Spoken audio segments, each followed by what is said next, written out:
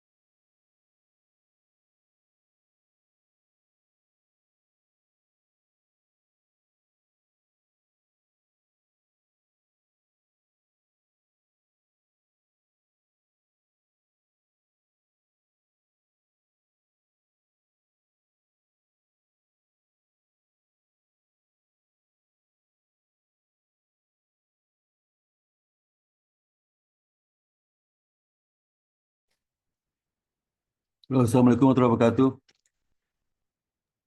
Waalaikumsalam warahmatullahi wabarakatuh. Mas Fatah. One is injury, yes.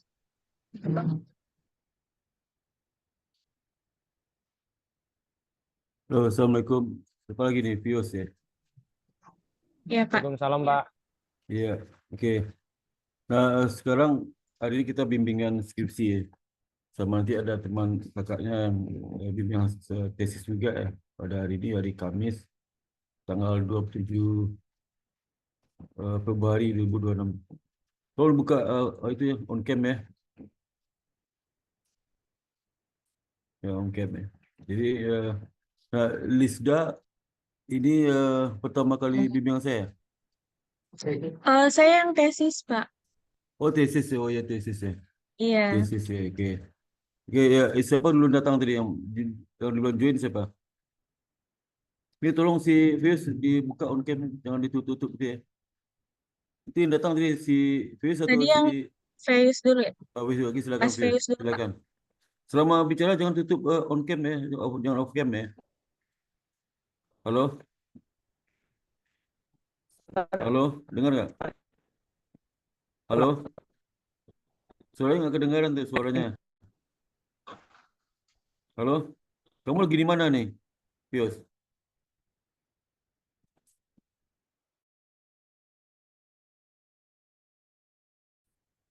Sepertinya sinyalnya Kalau kurang bimbingan tuh bagus, jangan, Pak.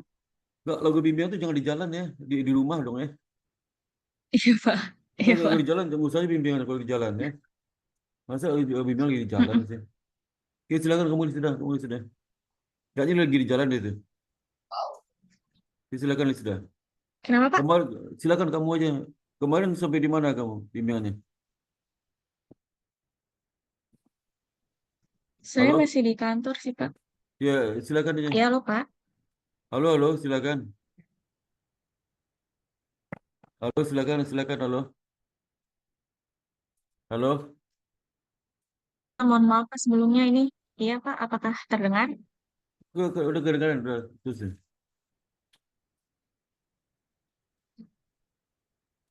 Halo, Pak. Halo, udah kedengaran kok. Mas, suara saya nggak kedengaran ya? Suara saya nggak kedengaran, suara saya kedengaran nggak? Baru kedengar, Pak. Ya udah, ya. Silakan.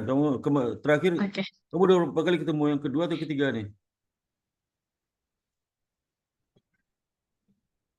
Halo, Pak. Kamu ya udah pertemuan ke berapa nih? Pertemuan kedua atau ke satu, Mas ya? Atau yang ketiga? Saya sebenarnya udah pernah bimbingan. Ini saya baru bimbingan lagi sih, Pak. Apa? Soalnya kemarin terkendala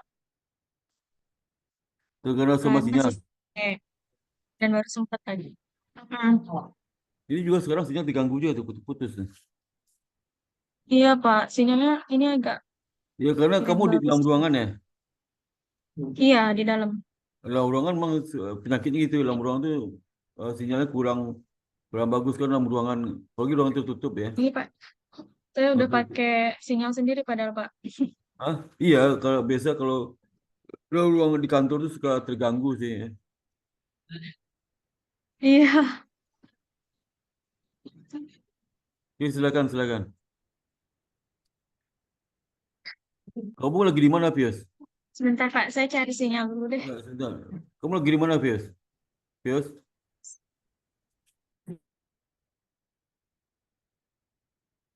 Lagi di mana? Nggak dengar suaranya. Suaramu nggak kedengaran. Nggak kedengaran suaranya. Suaranya nggak kedengaran. Nggak ada kedengaran suaranya.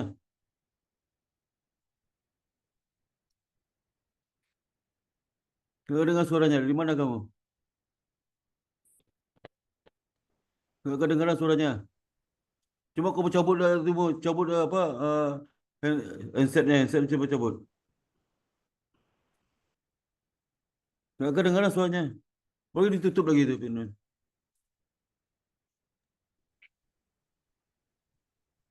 Suara saya sudah jelas belum Pak?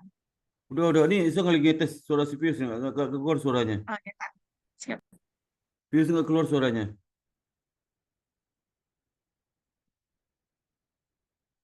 Kamu lagi di mana, Pius ini? Nggak kedengaran ya? Lagi di mana? Di kampus, Pak. Di kampus mana? Di IBS, Pak. Di mana? Di kantin IBS, Pak. Waduh. Kamu kalau bilang itu bisa nggak di rumah dengan suasana tenang ya? Bisa nggak? Sa- Saya baru pulang magang soalnya, Pak. Pulang Belum magang sempat apa? pulang. Magang di Exim Bank, Pak. Magang di mana? Exim Bank. Jam berapa pulang magangnya? Jam 5.30, Pak. Jam Baru berapa? jam 6. Jam 6 keluar. Waduh, jam 6. Bisa nggak kalau di Kamis ini magang kamu jam 4-nya pulang? Kan magang saya kasih tahu ke bagian kantor tuh jam 4 udah pulang. Boleh, Pak. Bisa, Pak. Ini nggak Untuk bisa di next. mana itu, masa di udah siapa dulu nih? Siapa dulu nih? Kamu aja dulu. Siapa dulu? Kamu jangan ditutup mati itu apa suara dinyalain terus ya. Siapa? Saya aja nggak perlu itu mati suara itu. Coba Coba, Pak. suaranya jangan di off kan. Saya nih nyala, Pak. Ini kok sini di Saya off suara. Oh, yang satu saya pakai handphone, Pak, untuk suaranya. Karena laptopnya kayaknya Apa? nggak kuat. Wifi-nya nggak kuat kalau yang laptop pakainya. Saya ini pakai handphone buat untuk suaranya aja. Tapi sebentar. Sebentar nih. Baik, Pak. Ini yang handphone yang mana nih? Yang nggak nyala kameranya, Pak. Itu handphone. Ya. Ini Oh, yang laptop yang ada kameranya tapi suaranya nggak bisa, Pak. bisa nggak kamu suaranya di handphone? Heeh. Suaramu nyalain di handphone apa kamera apa kameramu buka di handphone, kamera jangan di ini yang ini HP nih, yang ini laptop nih, yang itu. Iya, yang nyala kameranya sekarang ini laptop, Pak. Laptop Suaranya dari kamera dinyalakan yang HP, Oh, yang HP. Oke. yang kamera HP. Ah itu. Iya, Nah, kamu laptop matiin aja. oke. Siap. Udah. Ya, Nah, Pak. sekarang kamu apa? Presentasi. Presentasi pakai apa? Pakai laptop ya? Pakai laptop, Pak. Nah, jadi suaramu Dari di handphone. HP, Di handphone. di handphone, gambarmu di Hand- di- laptop. Ya, Presentasi laptop kan? share screen-nya di laptop. Apa? Share screen-nya di laptop. Gambar saya di muka saya di handphone, suaranya di handphone, Pak. Iya, maka udah kamu presentasi deh. Oke, Pak.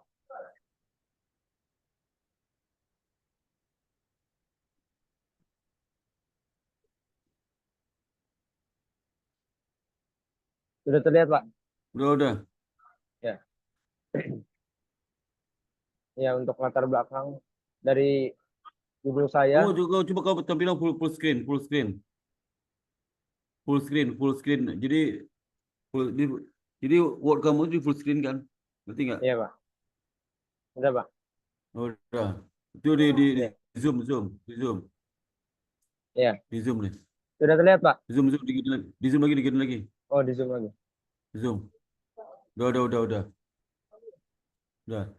Ya. Untuk latar belakangnya ini suatu perusahaan perlu memiliki standar Oh, akuntansi ntar dan dulu. Judulnya apa judulnya?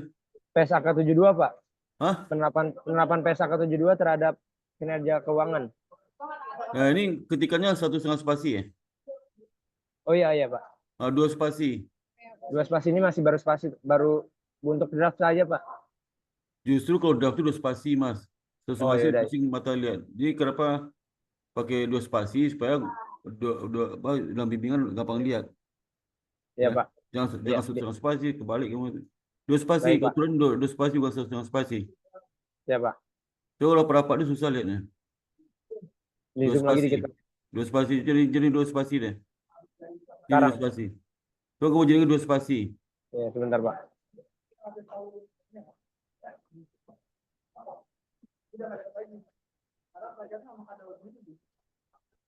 Oh, sebentar, Pak.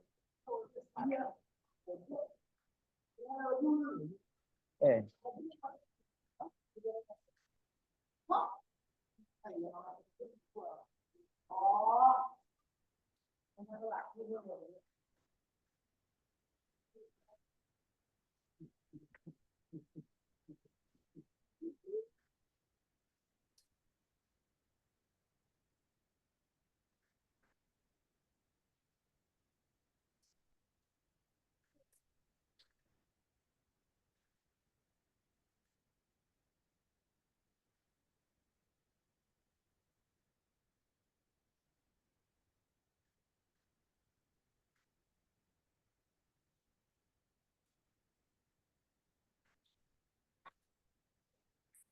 mana ya?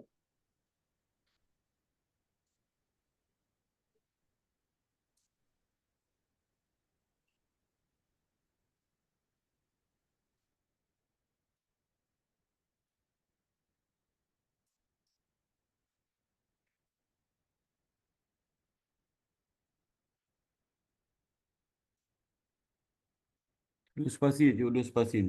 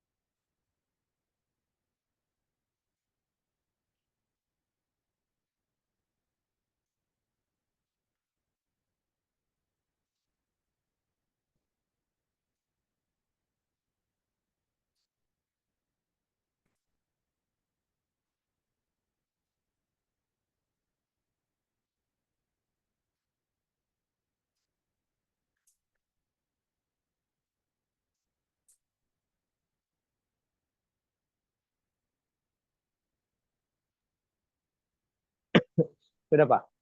Udah. Ya. Itu suaramu kecil gimana tuh? Agak kecil suaranya. Gini udah, Pak. Ah, udah. Sekarang, ya. Udah gede. Iya. Oke. Untuk ini bab 1 pendahuluan, Pak, latar belakang masalah saya. Suatu perusahaan perlu memiliki standar akuntansi dalam menerapkan pelaporan yang sama dengan dunia internasional. Dengan demikian, laporan keuangan dapat digunakan dengan diadopsinya International Financial Reporting Standard atau IFRS pada tahun Halo. Itu Iya, Pak. dapat digunakan titik kok dengan diadopsi maksudnya. Laporan keuangan dapat digunakan titik. Itu Nah, dengan kata dengan gimana kalimat itu? diadopsinya, iya, dengan demikian laporan keuangan dapat digunakan. Bukan, kamu ngerti nggak? Itu coba lihat dengan demikian laporan keuangan dapat digunakan titik kan itu kan? Bukan. Iya, Pak. Titik betul. Itu titik bahasa digunakan titik setelah itu. Agar laporan keuangan dapat digunakan. Bukan laporan keuangan dapat digunakan oleh siapa? Oleh pemangku kepentingan, Pak. Mana nggak ada. Kalimat harus jelas dong, ya. Ya, Pak. Nanti saya tambah sini, Pak. Itu kan digunakan tuh, itu kan kata pasif itu, Iya, Pak. kata kerja. Digunakan oleh siapa? Tahu nggak kalimat aktif sama pasif? Tahu, Pak? Nah, itu kalimat kan pasif tuh. Iya, Laporan keuangan dapat digunakan oleh siapa? Kepentingan oleh nanti. Ya, Nah, dengan diadopsinya International Financial Reporting Standard atau IFRS pada tahun 2012 menjadikan salah satu standar baru yang diimplementasikan di Indonesia. Di Indonesia. Oleh sebab itu, Indonesia perlu mengikuti itu apa setiap tuh? perubahan. Di Indonesia, koma. Iya, Pak. Hah? Iya. Oleh sebab itu, Indonesia perlu mengikuti setiap perubahan standar yang berlaku di internasional. Menurut Kasnila dan Nurfitriana tahun 2020. Hal ini dilakukan agar informasi yang dihasilkan relevan dan dapat dibaca oleh pemangku kepentingan baik domestik maupun asing. Namun demikian, akibat dari perkembangan ekonomi, setiap itu waktunya linia kliennya jangan dijarak gitu nih. Jangan dijarak gitu, linia kliennya jangan dijarak gitu. oh ya, Terus kalau linia itu apa? Yang kalimat pertama itu dijodohin ke dalam. iya, Pak. Coba jodohin ke dalam deh. Jodohin ke dalam tuh. Terus linia pertama juga sama tuh. Iya, Pak.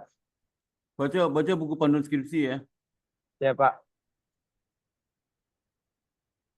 Lanjut, Pak. Dengan demikian, akibat perkembangan ekonomi, setiap waktunya standar ini mengalami beberapa revisi yang didasarkan pada penyesuaian standar.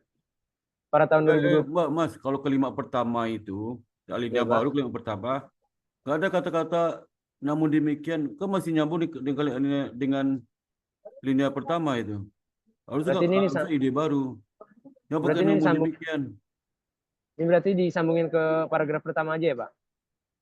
Iya, kamu kalimat namun demikian itu masih nyambung dengan pertama artinya kan. Berarti kalau namun demikian ada kalimat sebelumnya sebagai kalimat utama linia itu mana?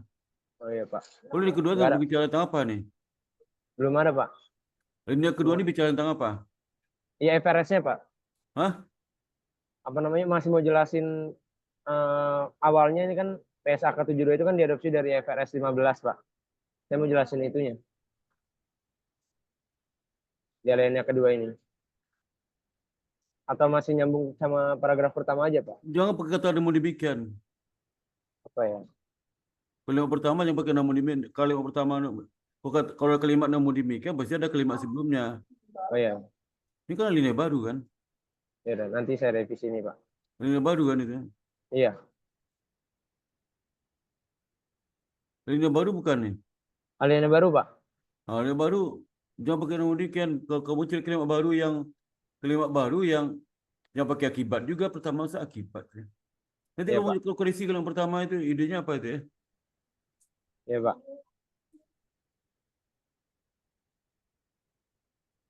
Lanjut, Pak. Ini khawatir kamu ngambil kalimat di apa di tulisan orang lain, kamu di tengah-tengah ambil, kamu conteknya ke sini. Enggak, Pak. Saya mikirnya yang pertama ini kan mau jelasin. Saya kan yang ini mau jelasin seberapa pentingnya IFRS, panduan Ah, akuntansi gitu, Pak. Terus di sini saya mau jelasin ya tapi IFRS. kamu bikin kalimat yang pakai namun demikian. Iya, nanti saya revisi, Pak. Ini saya sudah tandain. Jadi jangan juga demikian juga kamu mulai dengan akibat. Nah, enggak benar juga ya. Ya, ya, Pak. Ngerti enggak? Ngerti, Pak. Nanti saya Nggak revisi. bisa gitu kamu bikin kalimat baru lah. Apa kalimat baru yang menceritakan itu? Jangan kamu nanti kamu bilang kan langsung dari kan nggak benar juga. Iya, ya, Ngerti Pak. nggak maksud saya tuh? Bikin kalimat Ngerti, Pak. jangan Nanti kata namun demikian depannya itu. ngerti, Pak. Nanti saya bikin Ah, sambungan untuk kalian yang ini ya kan, Pak? iya iya. Ya, nanti Apa saya gitu? biar jadi Itu revisi apa saya. gitu? Baik. Lanjut ya, pada setiap proses didasarkan pada penyesuaian pada tahun 2002 merupakan awal dari konvergensi antara Financial Accounting Standards Board atau FASB dengan International Accounting Standard Committee yaitu atau IASB. Yang kemudian hasil dari konvergensi tersebut adalah IFRS 15 yang menggantikan IAS 11 tentang kontrak dan IAS 18 tentang revenue melalui Dewan Standar Akuntansi Keuangan atau DSAK. Standar Akuntansi DSAK pada tahun 2017 merilis 3 pernyataan Mas, standar. Mas, Ya, Pak. kamu bicara konvergensi secara umum ya. Iya, Pak. Tiba-tiba kamu bicara tentang IFRS 15 itu. Gimana itu? Ini saya mau jelasin awal sebelum PSAK Tapi 72 awal gitu itu loh, kan, Pak. kamu kan awal tiba-tiba kok konvergensi 15 itu. Hasil dari konvergensi tersebut, maksudnya pakai kalimat yang ada nyambung dengan konvergensi 15 itu dari konvergensi secara internasional umum. Nanti kamu kasih kalimat apalah jangan tiba-tiba tuh 15 itu. Ngerti nggak? Iya, 15 Pak. itu konversi apa tuh? Tiba-tiba 15 menggantikan IAS 11. Nah, itu apa itu? Saya tandain lagi juga, Lebih Pak. bingung tidak kalimatnya ya. Iya, ya, Pak. Nanti kamu rubah kalimatnya semuanya ya. Iya, Pak. Misalnya Di ide kamu bagian Lina menjelaskan apa? ya. Menjelaskan konvergensi atau menjelaskan ada perubahan tersangka IFRS 15 atau apa? Oke, Pak. Ya, Iya, Pak. itu gitu. Yang berikutnya apa tuh? Kamu rubah, kamu kuningin semua tuh. Lini yang kedua tuh kuningin semua tuh. Kuning semua. Ya, Iya, Pak. bingung saya lihat warnanya. Kalimatnya bingung Ya. saya. Ini juga, ini lina baru bukan? Ini baru, Pak. Lina baru, coba lina baru. Oh, iya, ya. Coba. PSAK 72 menjadi standar tunggal yang mengatur mengenai pengakuan pendapatan yang diberlakukan efektif pada 1 Januari 2020 dan secara resmi Kamu telah topiknya apa nih? PSK berapa? PSAK 72, Pak, 72. Tentang? tentang pengakuan kontrak, Pak. Nah, gini. Kamu ceritakan dulu pertama konvergensi ya. Pertama secara internasional itu seperti apa? Lini pertama. Yang kedua Ya. ceritakan masalah konvergensi. Oke. Konvergensi standar akuntansi terhadap standar internasional IFRS ya.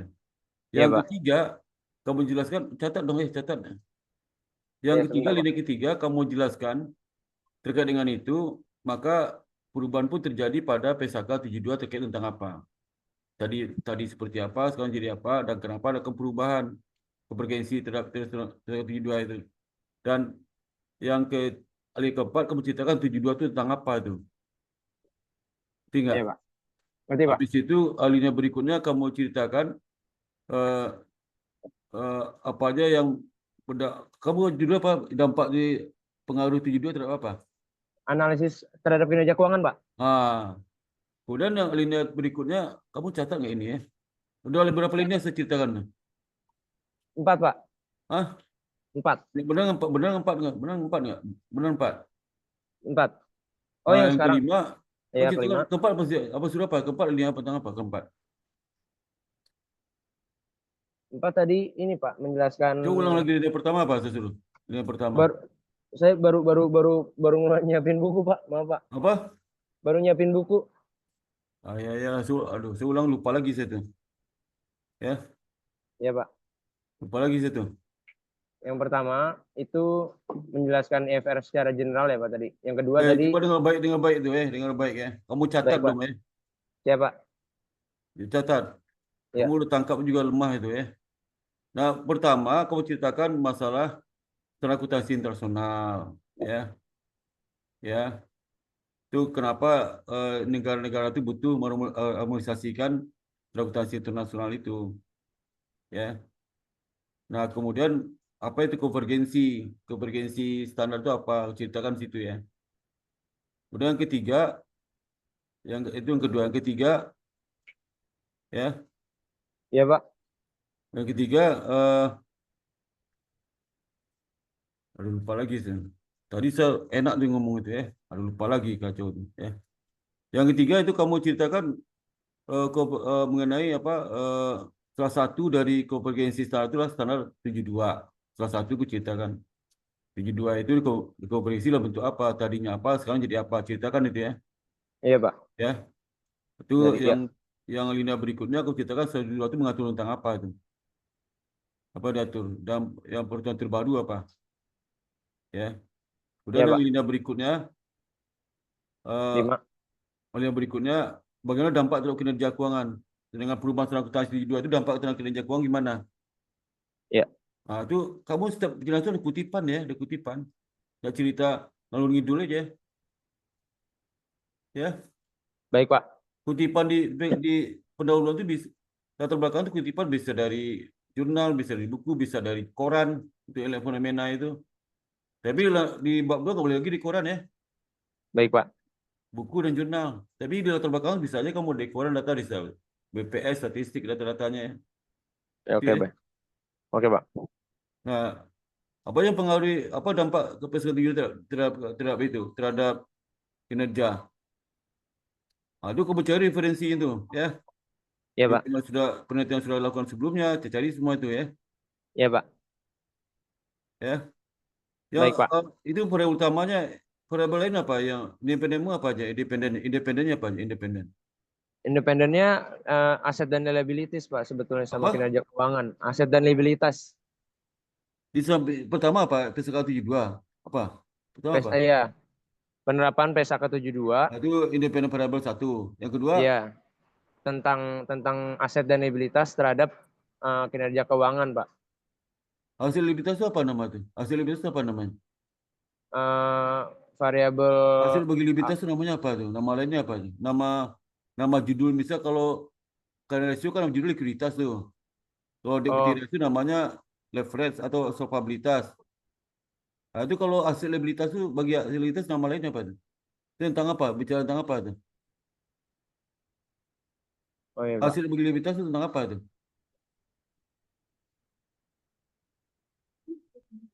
Rasio apa tuh? Aset bagi liabilitas rasio apa?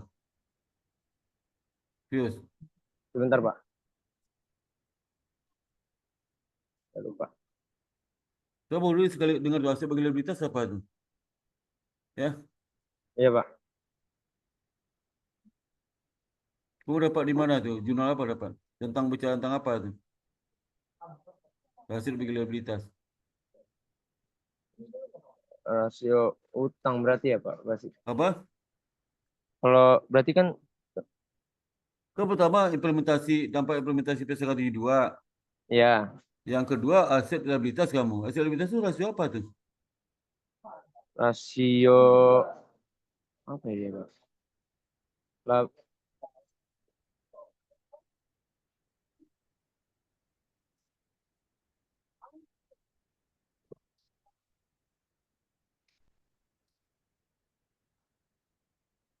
Kamu dapat referensi di mana tuh? Ada rasio aset liabilitas referensi apa namanya? Jurnal atau buku? dari jurnal, Pak, sebetulnya. Jurnalnya ada. Coba tunjukin ke saya. Buka jurnal sekarang. Buka jurnal. Di mana kamu? Buka jurnalnya. Enggak sih, Pak. Maksudnya saya biar Apa? biar beda aja sih sebetulnya, Pak. Apa?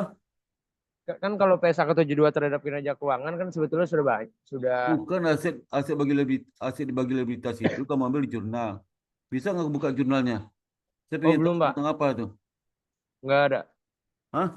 Enggak ada, Pak. Kok nggak ada jurnalnya? Berarti nggak ada jurnalnya. Berarti referensi bukan jurnal dong. Dari mana kamu dapat itu? Hai, Fius. Iya, Pak. Dari mana kamu dapat? Nggak boleh ide itu kamu di awan-awan. Nggak ada referensi. Nggak boleh. Harus ada referensi ya, Pak. Iya, Pak. Iya, kamu jangan ngomong sembarangan dong ya. Apalagi kamu coba cari lagi apalagi yang mungkin kinerja itu banyak banget kalau riset penelitian.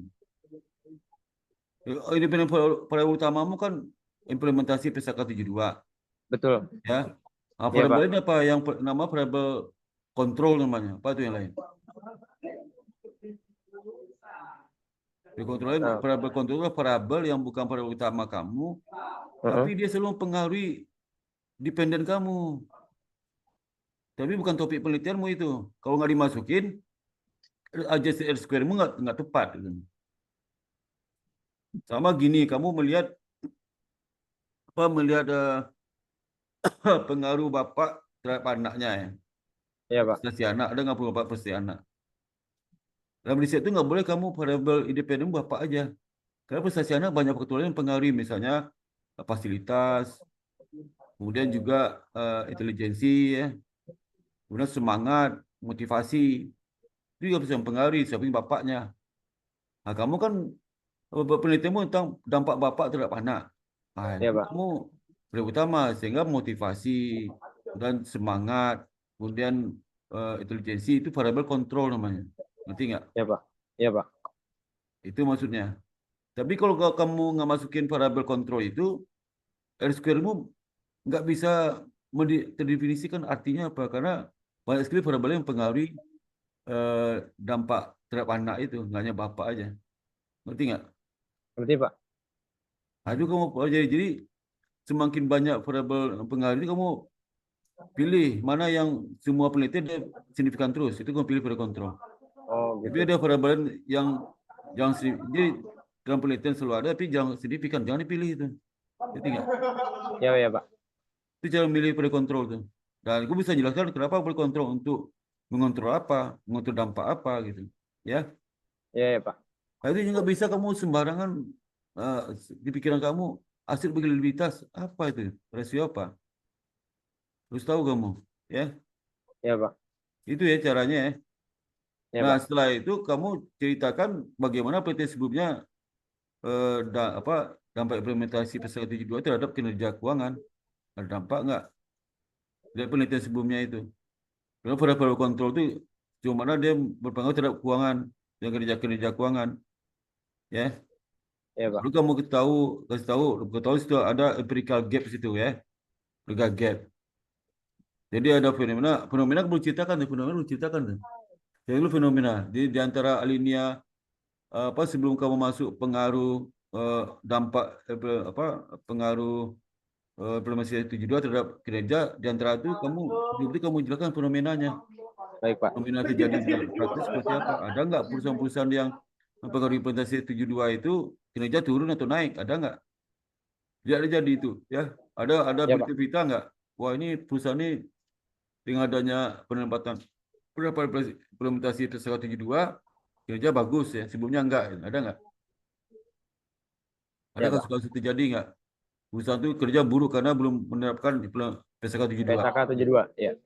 Nah, itu mau cari itu, ya. Baik, baik, Pak. Nah, kemudian kembali lagi tadi itu setelah kamu empirical kamu ketahui beberapa hasil empirical itu nggak ada yang sama hasilnya ya. Nah, kamu ceritakan kamu tertarik untuk meneliti. Tujuan meneliti apa tujuan kamu meneliti itu. Kemudian Itu, kontribusi Mas. terhadap kalau penelitian kamu lakukan hasilnya kontribusi terhadap apa gitu. Ya. Iya. Nah, kemudian baru identifikasi masalah, pembatasan masalah, identifikasi masalah, rumus masalah. Itu ya. Iya, Pak. Tematika itu ya. Kamu lagi rumah ya. Baik, Pak. Udah cukup deh. Udah Siap. catat deh. Besok minggu depan udah selesai itu ya. Baik, Pak. Selesai bab 1 itu. Ya. Baik, baik, Pak. Udah Baik, ngerti Pak. kamu, udah ngerti? Udah ngerti, Pak. Udah saya catat, Pak. Iya. Jadi Ya. nggak mencaplok-caplok aja ya. Caplok sana, caplok sini kelimanya nggak nyambung ya. Iya, Udah, Pak. ya. Udah Iya, Pak. siapkan ya. Kamu minta tolong kepada tempat kamu magang itu ada tiap Kamis pulang jam 4 sore, jangan jam 6 pulangnya. Kamu nggak Baik, Pak. boleh bimbingan tuh serampangan aja di kantin. Masa di kantin bimbing skripsi? Iya, Pak. Di rumah dong, kondisi siap, kondisi badan segar, pikiran tenang ya. Baik, Pak. Masa bimbing skripsi di jalan, di kantin mana? Ya.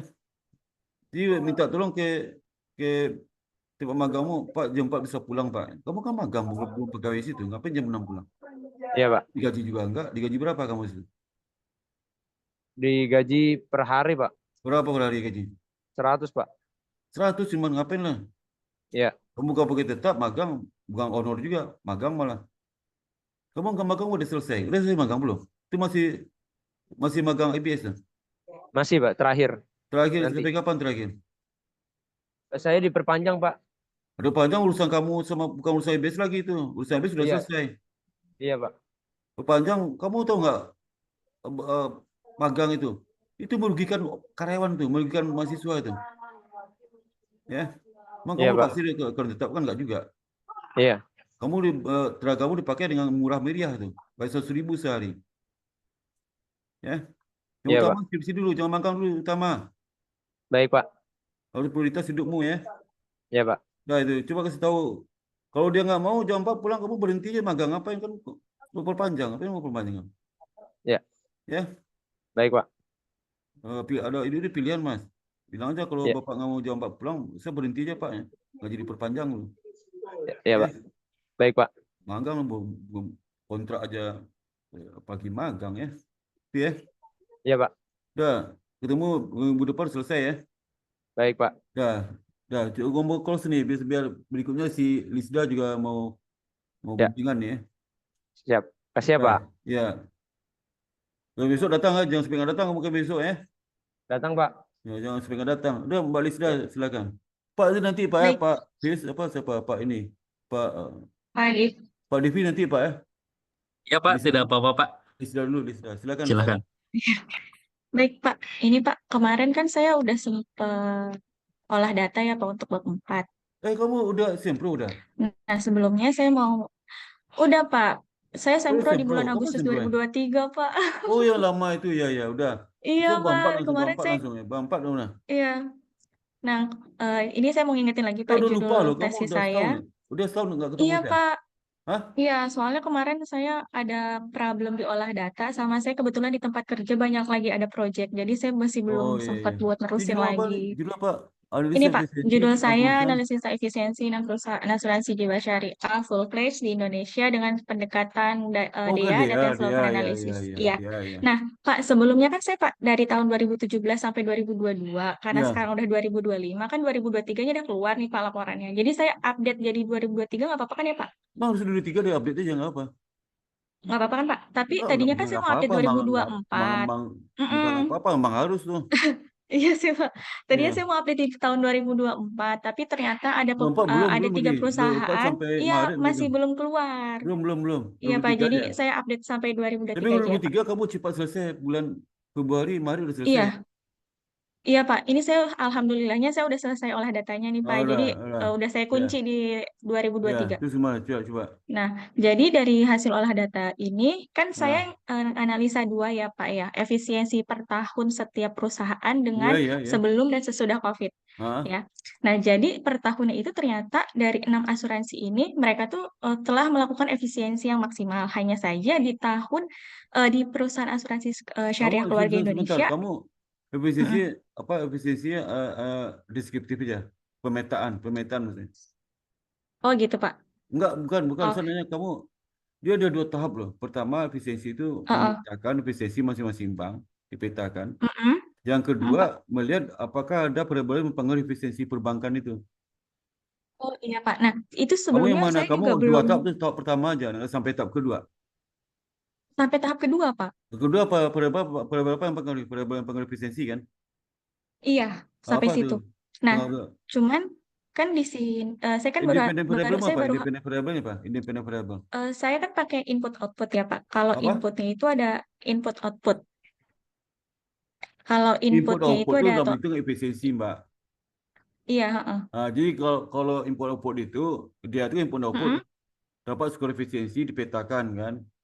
mm-mm. Dan masing-masing Oh, perusahaan itu tingkat efisiensi naik itu turun. Berapa itu yes, apa yang paling tinggi efisiensi, berapa paling rendah. Kenapa gitu ya? betul.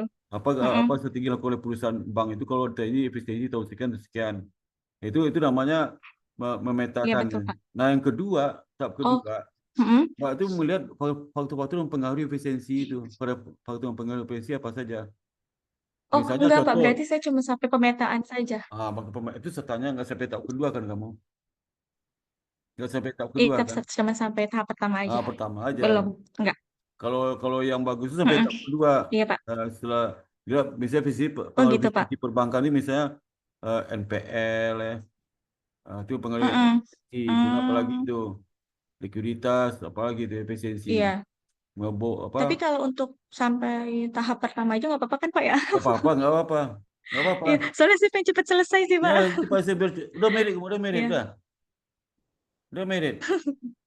udah, Belum, udah cepat merit lah, kan udah, cepatnya selesainya. iya Pak. Iya, Nah, Pak. Makanya saya mungkin sampai pemetaan aja ya, Pak. ya Soalnya ini kan pemetaan. saya udah Jadi selesai olah data. pertama tuh kamu Mm-mm. ngitung efisiensi masing-masing bank, Iya. masing-masing bank ya. Saya sambil catat ya, Pak. Itu sebentar masing-masing bank. Yang Mm-mm. kedua, disatukan DA-nya disatukan tuh. Semua bank disatukan DA-nya. Yang mana paling tinggi, mana Mm-mm. paling rendah. Ranking berapa itu, Iya. ya. Ngerti nggak? Bisa, Pak.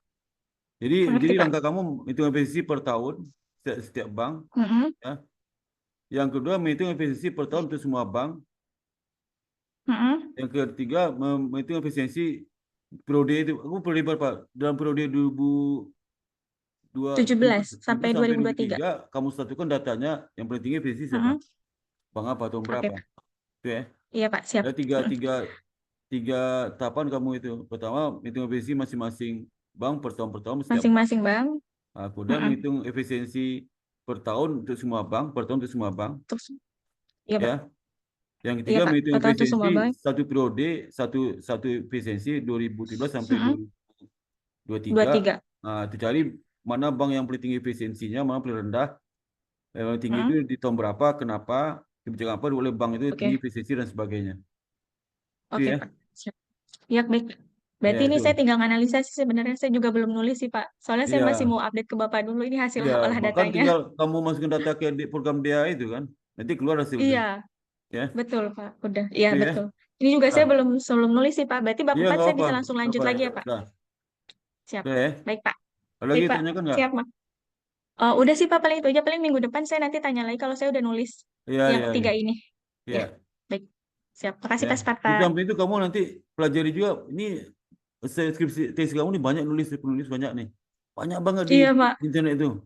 Waktu itu Iya. ribuan udah bikin efisiensi perbankan yang dia yang hanya satu tahap pertama aja nggak sampai 2 langkah. Langkah Heeh. pertama aja itu banyak Iya. banget itu. Nah, kamu Iya, lihat tapi saya bagaimana. pakai asuransi sih, Pak. Sama aja asuransi Iya banyak sih. juga. Cuma industri sudah banyak bikin efisiensi itu. Itu Iya, betul, efisiensinya Pak. ilmu Siap. ekonomi nih, bukan ilmu manajemen, Iya. bukan ilmu akuntansi, tapi ilmu ekonomi. Saya kan saya ilmu ekonomi saya Iya, Pak. S3-nya dan saya tentang efisiensi Mm-mm. S3 saya disertasi. Efisiensi Iya, Pak. tapi saya bukan pakai dia, bukan Oh, dia pakai SFA ya, Pak? stokastik, Frontier saya pakai. Oh, Lebih tinggi oh, pada iya, dia. iya, Pak. Itu Iya, Frontier itu di lebih atas pusing, dia Pak. itu. Dia itu umum ya. Iya, Banyak Pak. Iya. dia itu, tapi Siap. nggak usah, aku mau dia aja pakai ya. Terus stokastik Frontier, Iya. Mm-mm. Baik, stokastik Pak. Frontier, SFA. Stokastik Baik. Frontier Analitik ya. Itu SFA. Mm-mm. Itu yang Oke, Pak. banyak dipakai oleh BI pakai itu Pak, SFA. Itu efisiensi perbankan Hmm, ya. Kalau iya, dia Pak. nggak laku tuh di BI itu. Nggak Iya. laku ya. Sampai sekarang Iya, banyak Pak. nggak Siap. pakai dia. Karena SFA itu stokastik Frontier itu repot implementasinya. Banyak kerjaannya. Hmm, Lebih gampang tuh mm-mm. dia. Iya, Pak. Lebih cepat Dia sih, Pak. lebih gampang tinggal masukin. Tapi kalau stokastik Frontier itu nggak segampang itu. Ya, Iya. dia pakai Baik, Pak. pakai Siap. apa? Pakai residual macam-macam deh ya. Mm-mm. Ya. Oke, Jadi Pak. kamu lihat, Berarti, kalau pengen tahu lihat disertasi saya di pustaka. iya, Pak. Saya masih suka baca kok, Pak. Punya Bapak. Disertasi kamu lihat nggak? Disertasi pernah lihat? Kalau disertasi kayaknya saya belum pernah lihat sih, Pak. Lihat tuh Saya belum, yang ya. yang kuning, yang sampo kuning yang tebal paling tebal deh. Oh, oke. Nanti saya coba cari Iya, deh, Pak. tebal ya. Coba lihat. Tapi dia Iya, Pak. bukan dia Siap. ya, bukan dia ya. Dia Plastik SFA volunteer ya. gitu ya, Pak? Iya. Oke. Udah ya. Baik. Ya, makasih ya, Pak. Iya, Nanti saya lanjutin sama-sama. lagi. Ya. Makasih, Pak. Kamu tiap minggu datang ya? Iya, Pak. Saya insya Allah tiap minggu. Saya mau ngejar juga, Pak, tahun ini. Oh, tiap minggu datang Saya bisa seangkatan setahun lagi sama Pak lulus Devi dah ya. juga, Pak, sebetulnya. Iya udah ya. Ya. Iya, Pak. Semangat Mbak Lisda. Iya. Semangat, Pak. Semangat. Ini Pak itu Pak Devi juga setahun juga hilang tuh. Saya suruh datang tiap minggu dia tuh ya. Iya Pak, Dia insya baru Allah lulus, siap. dia mulus apa enggak? Dia mulus tuh, mau tiap minggu datang ya. Udah ya, sudah ya. Jadi minggu depan Makasih. tuh udah ada draft bab 4-mu ya. Iya, Pak. Insya Allah sudah ada. Baik. Udah ada ya. Iya, Pak. Siap. Udah. Makasih, Pak Sparta. Ya. Ya, silakan Pak Devi, silakan Pak. Ya, baik. Terima kasih Pak Sparta. Ya. Assalamualaikum warahmatullahi wabarakatuh. Selamat malam Pak. Izin Pak, kami barangkali sebelum menampilkan revisi perbaikan, ada 6 catatan yang minggu lalu Bapak sampaikan kepada kami. Iya. Yang pertama adalah Bapak meminta untuk kami menambahkan 2 teori dari 2 ahli yang berbeda, Pak, ya. Ya, Karena ya. kan minimal Bapak sampaikan minimal 3 teori Ya, ya. yang menjelaskan mengenai kepuasan pelanggan atau kepuasan masyarakat, Pak. Ya. Dimensinya apa, kemudian juga faktor-faktor yang mempengaruhi tingkat kepuasan dari kedua ahli Ya. atau pakar tersebut gitu, Pak, ya. Oke, mungkin saya coba share ini, Pak, kepada Bapak, share untuk draft-nya sebentar. Apakah sudah terlihat, Pak? Udah. Baik. Jadi, Pak, kurang jelas, Pak. Kalau kurang jelas, saya coba perbesar lagi. Sebentar, Pak. Lihat jelas, Pak? Yang di Oh, sebelah. bisa di itu nggak, Pak? Bisa di zoom lagi nggak, Pak? Baik, Pak. Sebentar, saya Oke. coba apa namanya? Digedein. Ya, yang ini saya close aja sebentar, Pak, ya. Stop share dulu. Kemudian untuk yang ini saya perbesar.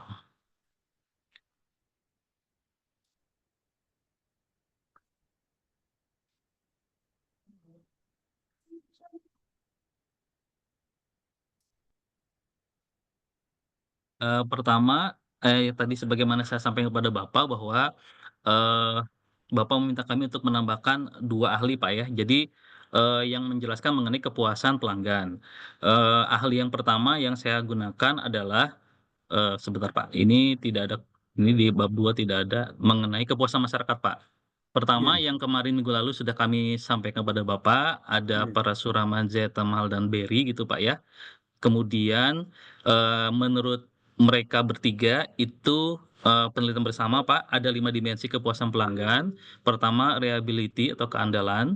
Kemudian indikatornya konsistensi dan akurasi layanan dalam memenuhi harapan pelanggan, mengacu pada kemampuan perusahaan dalam memberikan layanan yang konsisten dan dapat diandalkan. Pelanggan mengharapkan bahwa layanan yang mereka terima sesuai dengan yang dijanjikan. Contoh dari dimensi keandalan ini adalah layanan perbankan yang selalu dapat diakses tanpa gangguan. Kemudian dimensi yang kedua menurut ahli yang 3 itu adalah daya tanggap atau responsiveness, Pak. Definisi dari daya tanggap ini adalah kesigapan dalam memberikan layanan dan menanggapi keluhan pelanggan. Juga mencakup kecepatan dalam menangani permintaan, keluhan, atau pertanyaan pelanggan. Contohnya, tim customer service yang sigap dalam menangani keluhan pelanggan. Dimensi yang ketiga adalah jaminan, meliputi kepercayaan dan rasa aman yang dirasakan pelanggan terhadap layanan yang diberikan. Faktor ini dipengaruhi oleh kompetensi, sopan santun, dan kredibilitas penyedia layanan. Contohnya, bank yang memiliki sistem keamanan transaksi yang baik sehingga pelanggan merasa aman. Kemudian yang dimensi keempat adalah empati, perhatian dan kepedulian yang diberikan kepada pelanggan secara personal. Dimensi ini juga menunjukkan bahwa perusahaan memahami kebutuhan spesifik pelanggan. Contohnya petugas bank yang dengan sabar membantu lansia dalam melakukan transaksi. Dan dimensi yang kelima adalah bukti fisik. Bukti fisik ini didefinisikan sebagai fasilitas fisik, perlengkapan, dan tampilan karyawan yang mencerminkan kualitas layanan. Aspek visual dan fisik yang mencerminkan kualitas layanan seperti fasilitas, peralatan, dan tampilan karyawan. Kemudian pelanggan menilai layanan tidak hanya dari interaksi tetapi juga dari tampilan dan kelengkapan fasilitas. Contohnya kantor layanan yang bersih, modern, dan nyaman. Itu dari pakar yang pertama, Pak. Kemudian pakar atau ahli yang kedua adalah menurut Kotler and Keller bahwa kepuasan pelanggan itu didefinisikan sebagai perasaan senang atau kecewa seseorang yang muncul setelah membandingkan antara harapan terhadap suatu produk atau layanan dengan kinerja aktual yang diterima. Kepuasan terjadi ketika kinerja produk atau layanan sesuai atau melebihi harapan pelanggan. Sementara ketidakpuasan muncul ketika harapan tidak terpenuhi. Nah, menurut Kotler dan Keller, itu ada 3 dimensi, Pak, yang berbeda dengan ahli yang sebelumnya, di mana ahli sebelumnya ada 5 dimensi, sedangkan ahli yang kedua, kepuasan pelanggan itu ada 3 dimensi. Yang pertama adalah harapan atau expectation, standar atau ekspektasi yang dimiliki pelanggan sebelum menggunakan suatu layanan atau produk. Harapan ini bisa terbentuk dari pengalaman sebelumnya, rekomendasi orang lain, atau strategi pemasaran. Contohnya, pelanggan mengharapkan layanan perbankan digital yang cepat dan bebas gangguan. Dimensi yang kedua, menurut Kotler and Keller adalah kinerja yang dirasakan atau perceived performance. Penilaian pelanggan terhadap layanan yang diterima dibandingkan dengan harapan awal mereka. Jika kinerja layanan sesuai atau melebihi harapan, maka kepuasan akan tercapai. Contohnya aplikasi perbankan yang mudah digunakan dan memiliki fitur yang lengkap. Dimensi yang ketiga adalah kesenjangan harapan atau disconfirmation. Perbedaan antara harapan pelanggan dan kinerja layanan yang dirasakan. Jika pengalaman positif lebih tinggi dari harapan, pelanggan merasa puas. Sebaliknya, jika lebih rendah, maka akan kecewa. Contohnya, jika pelanggan mengharapkan layanan customer service yang cepat, tetapi mereka harus menunggu lama, maka akan terjadi ketidakpuasan. Kemudian ahli yang ketiga, Pak, adalah Richard R. Oliver. Kepuasan pelanggan adalah suatu respon emosional pelanggan setelah mengalami suatu layanan atau menggunakan suatu produk yang berhubungan dengan pemenuhan kebutuhan dan harapan. Kepuasan merupakan evaluasi jangka pendek yang dapat berubah tergantung pada pengalaman yang berulang. Nah, menurut Richard L. Oliver, dimensi utama kepuasan pelanggan ada 3, Pak.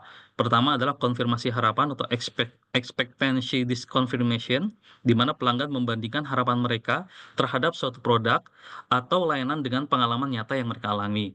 Jika layanan melampaui harapan, pelanggan puas, dan jika tidak, mereka akan kecewa. Contoh, jika seorang pelanggan berharap aplikasi perbankan bisa memproses transaksi dalam 5 detik, tetapi ternyata hanya butuh 2 detik, maka kepuasan akan meningkat. Dimensi yang kedua, menurut Richard L. Oliver, adalah keadilan. Pelanggan menilai apakah mereka mendapatkan manfaat yang sepadan dengan usaha, waktu, dan biaya yang mereka keluarkan.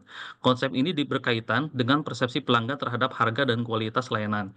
Contoh, jika seorang pelanggan membayar biaya administrasi yang tinggi tetapi tidak mendapatkan layanan yang memuaskan, mereka akan merasa dirugikan. Dan dimensi yang ketiga adalah emosi. Emosi ini dalam artian respon emosional pelanggan setelah menggunakan layanan atau produk. Respon emosional pelanggan setelah menerima layanan atau menggunakan suatu produk bisa emosi positif, senang, puas, dapat meningkatkan loyalitas. Sementara emosi negatif seperti kesal atau kecewa akan menyebabkan ketidakpuasan. Contoh dari dimensi yang ketiga ini atau emosi adalah pengalaman menyenangkan saat menggunakan layanan premium suatu bank akan meningkatkan loyalitas pelanggan. Izin sebentar, Pak. Saya nonaktifkan dulu. Nah, kemudian saya coba menambahkan ini Pak, satu pakar karena ini ada erat kaitannya dengan apa namanya? eh dengan variabel dependen yang kedua, Pak, di mana ada teori dari Ciptono yang akan digunakan di pilar apa namanya kualitas layanan, sehingga di penjelasan variabel kepuasan pelanggan ini saya menambahkan satu ahli lagi yaitu Ciptono. Kepuasan pelanggan menurut Ciptono adalah perasaan senang atau kecewa yang muncul setelah pelanggan membandingkan antara harapan mereka dengan kinerja aktual suatu produk atau layanan. Jika kinerja melebihi harapan, pelanggan akan merasa puas. Sebaliknya, jika kinerja lebih rendah dari harapan, pelanggan akan merasa kecewa.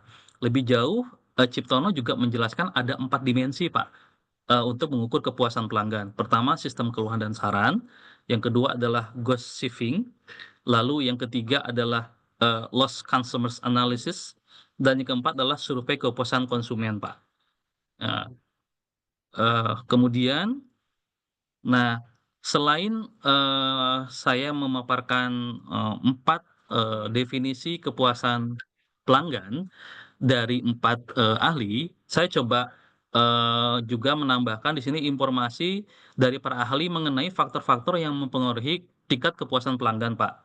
Yang pertama ada dari Fred D. Davis yang menyampaikan konsep perceived ease of use gitu ya, Pak, di mana kepuasan pelanggan itu dipengaruhi oleh 2 aspek, Pak. Yang pertama adalah kemudahan penggunaan dan yang kedua adalah manfaat yang dirasakan. Kemudahan penggunaan merupakan salah satu faktor utama yang mempengaruhi kepuasan pengguna dalam layanan berbasis digital. Teori yang mendasari konsep ini adalah perceived ease of use yang diperkenalkan oleh Fred D. Davis dalam model Technology Acceptance Model atau TAM. Davis menjelaskan bahwa persepsi kemudahan penggunaan adalah sejauh mana seseorang percaya bahwa menggunakan suatu sistem akan bebas dari usaha keras. Semakin mudah suatu sistem digunakan, Semakin tinggi pula kemungkinan individu untuk merasa puas dalam penggunaannya. Davis juga menjelaskan bahwa manfaat yang dirasakan atau perceived usefulness merupakan faktor kedua yang didefinisikan sebagai sejauh mana seseorang percaya bahwa penggunaan suatu sistem atau teknologi akan meningkatkan kinerja mereka dalam bekerja. Semakin besar manfaat yang dirasakan, semakin tinggi pula kemungkinan seseorang akan mengadopsi dan menggunakan teknologi tersebut secara berkelanjutan. Kemudian pendapat ahli berikutnya terkait dengan faktor yang mempengaruhi tingkat kepuasan pelanggan adalah dari Jacob Nielsen, Pak, yaitu efisiensi waktu. Efisiensi waktu dalam penggunaan layanan digital juga menjadi faktor krusial dalam menentukan kepuasan pengguna. Konsep ini sejalan dengan teori usability yang dikemukakan oleh Jacob Nielsen.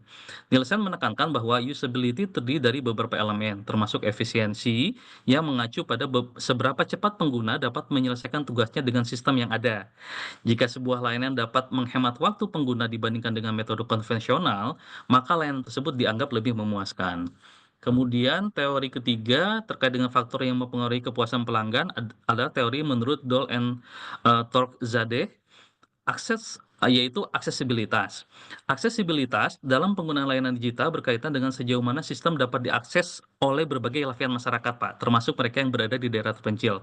Faktor ini didukung oleh End User Computing Satisfaction atau EUCS yang diperkenalkan oleh Doll and Torczadeh tahun 1988.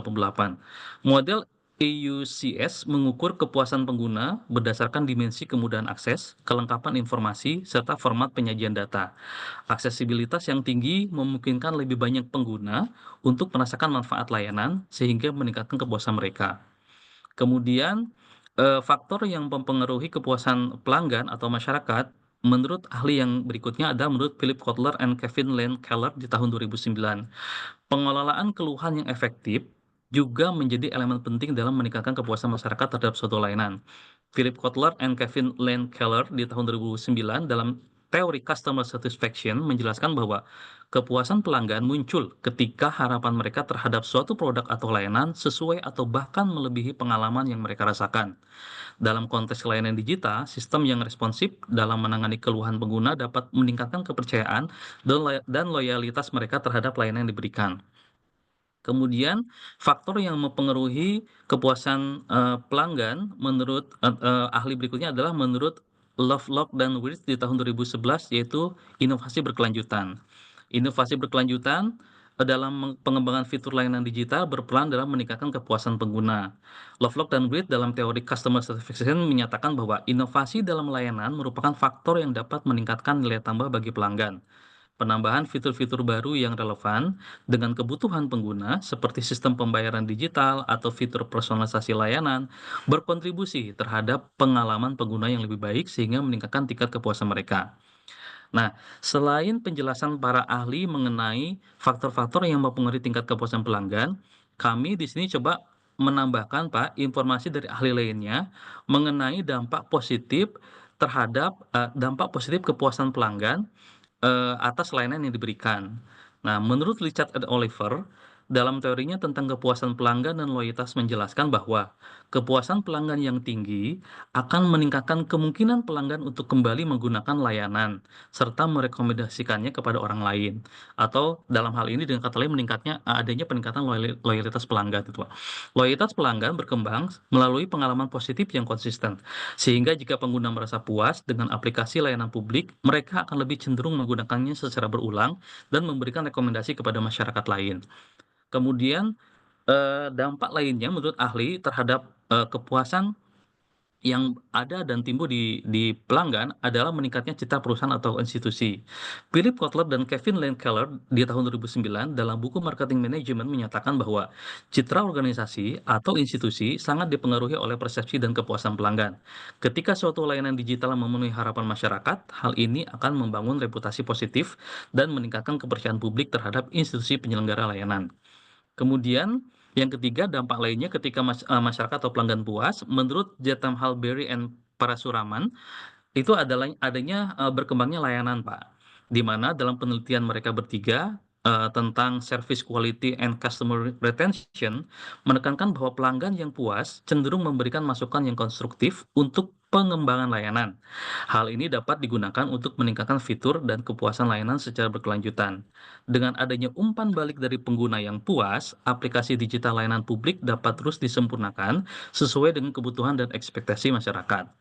Kemudian teori lainnya terkait dengan dampak adanya kepuasan pelanggan adalah dari Venkatesh Maurice Davis pada tahun 2003 dalam model Unified Theory of Acceptance and Use of Technology, menjelaskan bahwa keberhasilan suatu teknologi dalam satu sektor dapat menjadi pendorong adopsi teknologi serupa di sektor lain. Kepuasan terhadap aplikasi layanan publik dapat mendorong transformasi digital yang lebih luas dalam sektor pemerintahan dan layanan publik lainnya. Nah, dari semua penjelasan para ahli tersebut, Pak, Bapak memberikan catatan di minggu lalu bahwa selipkan satu paragraf yang mana yang dipilih gitu, Pak, ya. Seperti itu.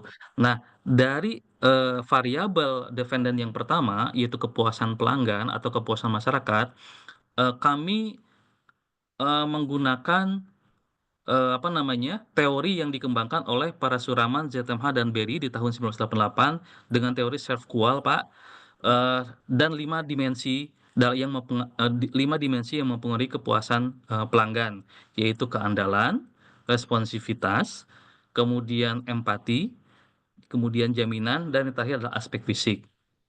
Nah, sedangkan untuk faktor-faktor yang mempengaruhi kepuasan pelanggan atau masyarakat dalam penelitian aplikasi pintar ini, kami menggunakan konsep dari studi Davis yang tadi disampaikan di atas melalui teknologi acceptance model, Pak, yang menekankan 2 faktor yang mempengaruhi kepuasan pelanggan. Yang pertama adalah kemudahan penggunaan atau ease of use, dan juga manfaat yang dirasakan atau perceived useful sebagai faktor utama dalam adopsi teknologi. Nah, kemudian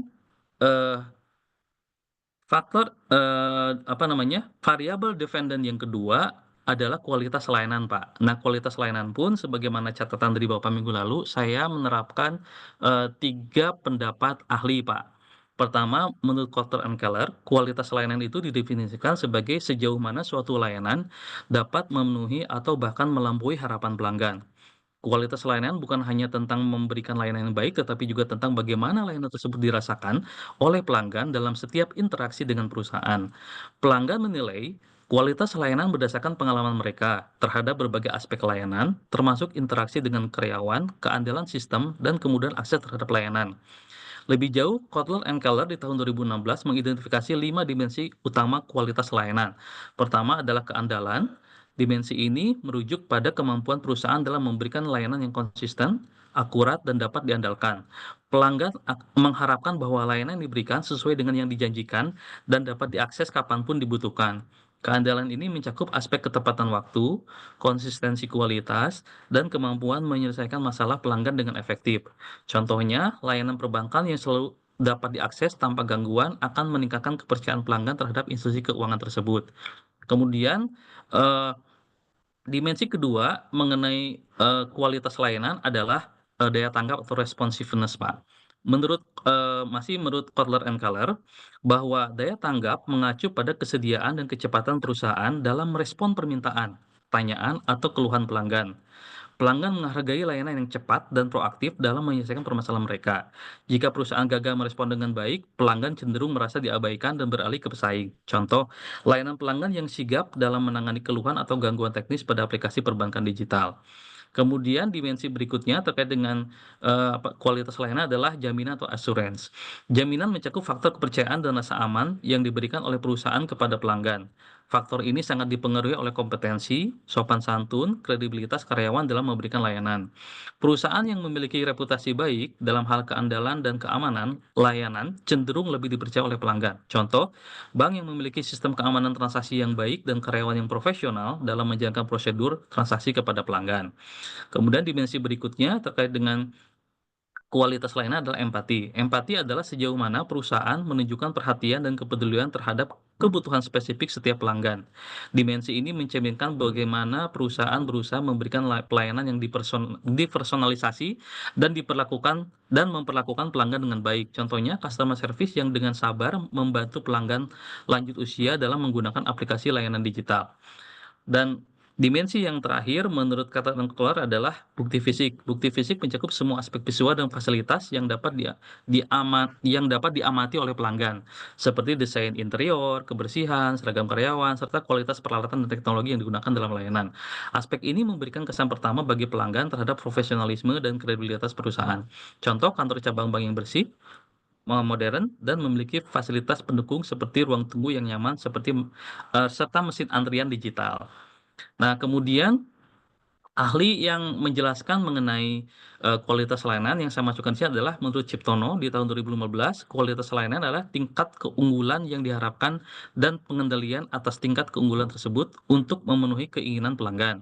Kualitas layanan merupakan hasil dari perbandingan antara harapan pelanggan terhadap suatu layanan dan persepsi mereka setelah menerima layanan tersebut.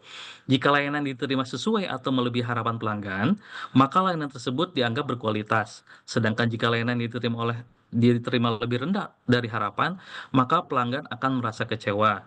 Nah, menurut Ciptono, ada 5 dimensi terhadap kualitas layanan, Pak. Yang pertama adalah berwujud, yaitu berupa fisik, peralatan, pegawai, dan material yang dipasang.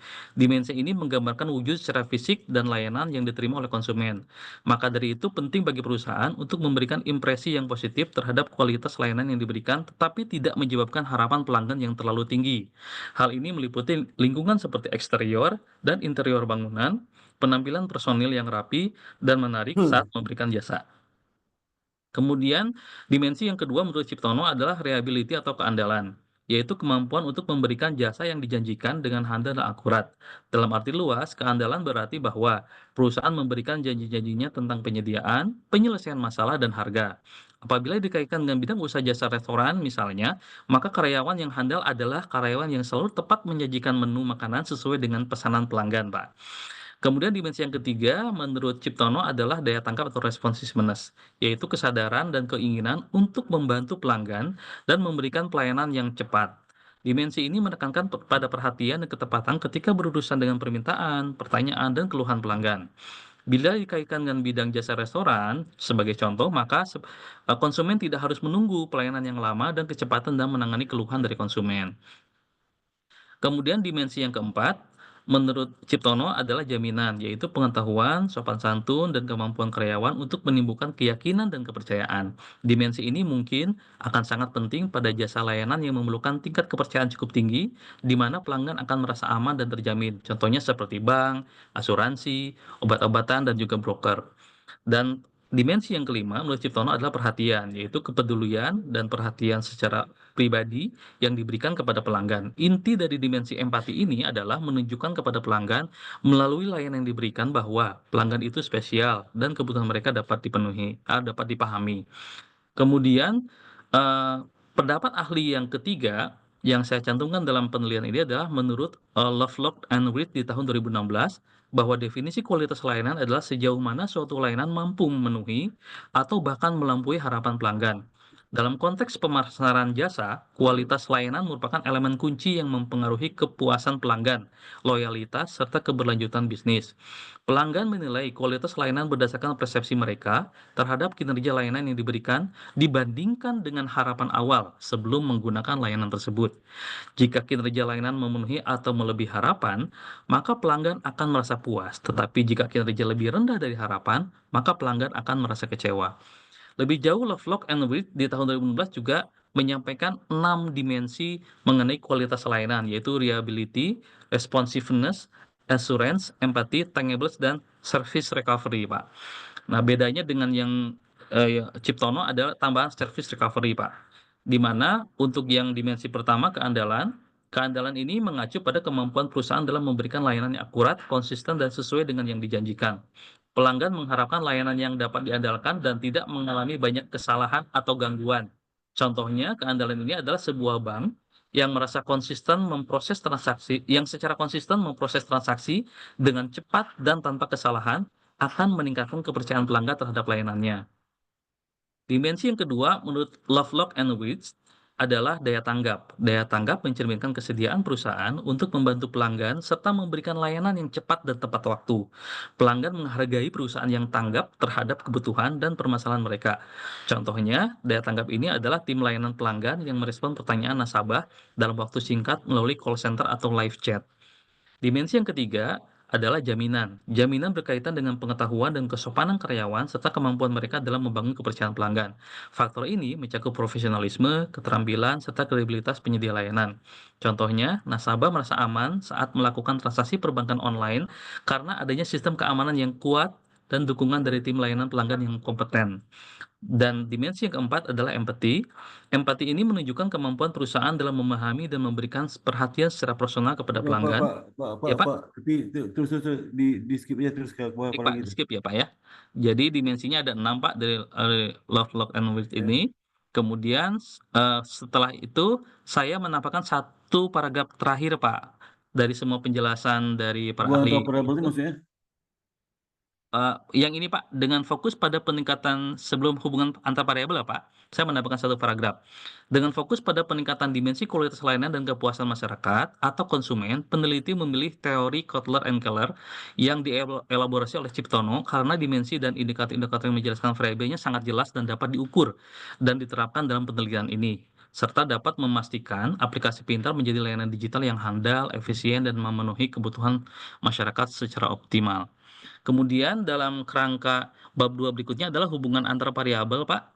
Tadi kan dijelaskan di bab awal bab 2 itu variabel independen, kemudian variabel independen yang barusan saya Ini jelaskan. hubungan antar variabel itu hubungan antar independen variabel. Betul, Pak. Hubungan antara Nah, variabel independen dengan dependen, Pak. independennya kan kualitas layanan ya. Dependennya kualitas layanan dan kepuasan masyarakat, Pak. Oh, ada dua ya. Ada dua, betul, Pak. Ada Ada dua. dua ya. Oh. Kemarin untuk Berarti yang gini aja Mas apa? ya, iya, Pak. Yang hubungan antar variabel namanya pengaruh variabel independen terhadap dependen. Ya. Dependen itu oke, sub sini nomornya sub nomor berapa tuh? Pak, nomor berapa tuh? Lihat di atas sebelum ini nomor berapa? Sub dari bab tuh sub dari bab tuh. Ya, Pak. Baik, Pak. Saya lihat Ya. kembali di atas ya, Pak. Sub dari bab berapa nomor berapa? Berarti ini masuknya, Pak, di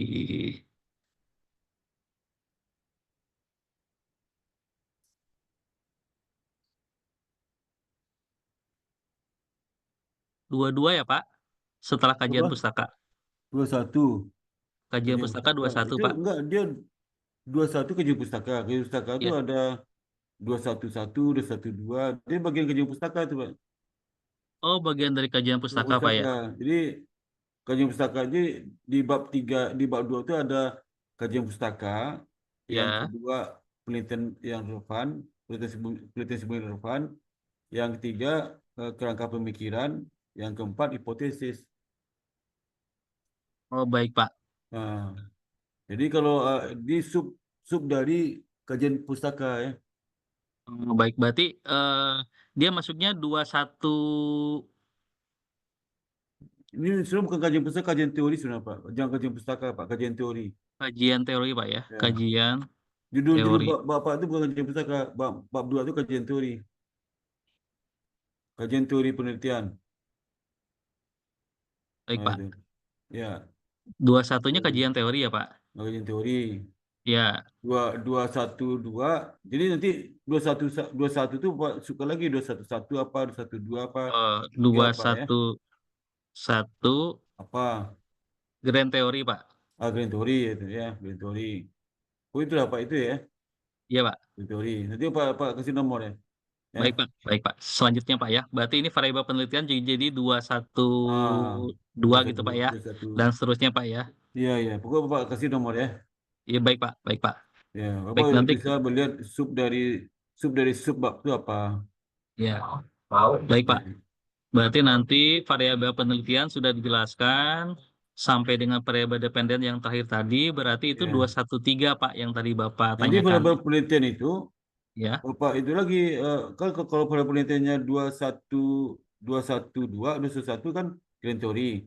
Ya. 212 kan penelitian. Ya. Nanti boleh tiru masuk lagi 2111 apa? 2112 apa? Sub dari sub Oh, variabel tuh. Jadi gitu Pak nomornya. baik Pak, baik Pak. Iya. Nah, berarti Pak ini untuk yang pengaruh variabel independen terhadap variabel dependen saya masukin Sub 2. dari 2.1 kajian teori. Oh iya Pak, siap. Ya. Baik Pak. 21 berapa? 213 terus 4 apa itu? Iya Pak, Ya. Dia kok 212. bisa melihat ini sub apa, ini sub apa Ya, gitu ya. baik Pak. Nanti kami Kasih nomor rapikan tuh Pak Pak ya. untuk Ya. sub-subnya ya. Baik Pak. Ah. Baik. Ini kami lanjutkan Pak. Yang tadi Bapak Ya, rubah jadi pengaruh yang ini 213, ini 2131. 31. Di bawah, bukan di bawah itu teknologi Yang ini digital Pak ya. 213. Itu teknologi digital 2131. 213.1. 213 21.3.1. Itu loh. Itu Baik Pak. judulnya pengaruh teknologi digital terhadap kualitas laba, kualitas layanan. Oh iya Pak. Pengaruh terhadap kualitas laba itu ya. Itu 213.1 kan, berarti bagian Baik sub Pak. dari 213. Ya. Oh iya baik Pak. Ngerti ya Dan Pak? seterusnya Pak Itu ya. Pak, itu nomor dia, itu nomor biar nggak Ya. bingung orang. Ini Baik Pak. kalau gitu Pak, nanti orang tengah jalan, ini bagian apa? Orang bingung bacanya. Ya. Iya. Ya. Betul Pak. Kalau nomor itu kan Berarti- bisa orang lebih ada pegangan. Nah, ini bagian apa nih? Tentang apa nih? Ya. Dalam rangka apa nih gitu ya. Baik Pak. Kami rapikan Pak ya untuk penomoran subjitunya. Ini pengaruh teknologi digital terhadap kepuasan masyarakat. Kepuasan masyarakat.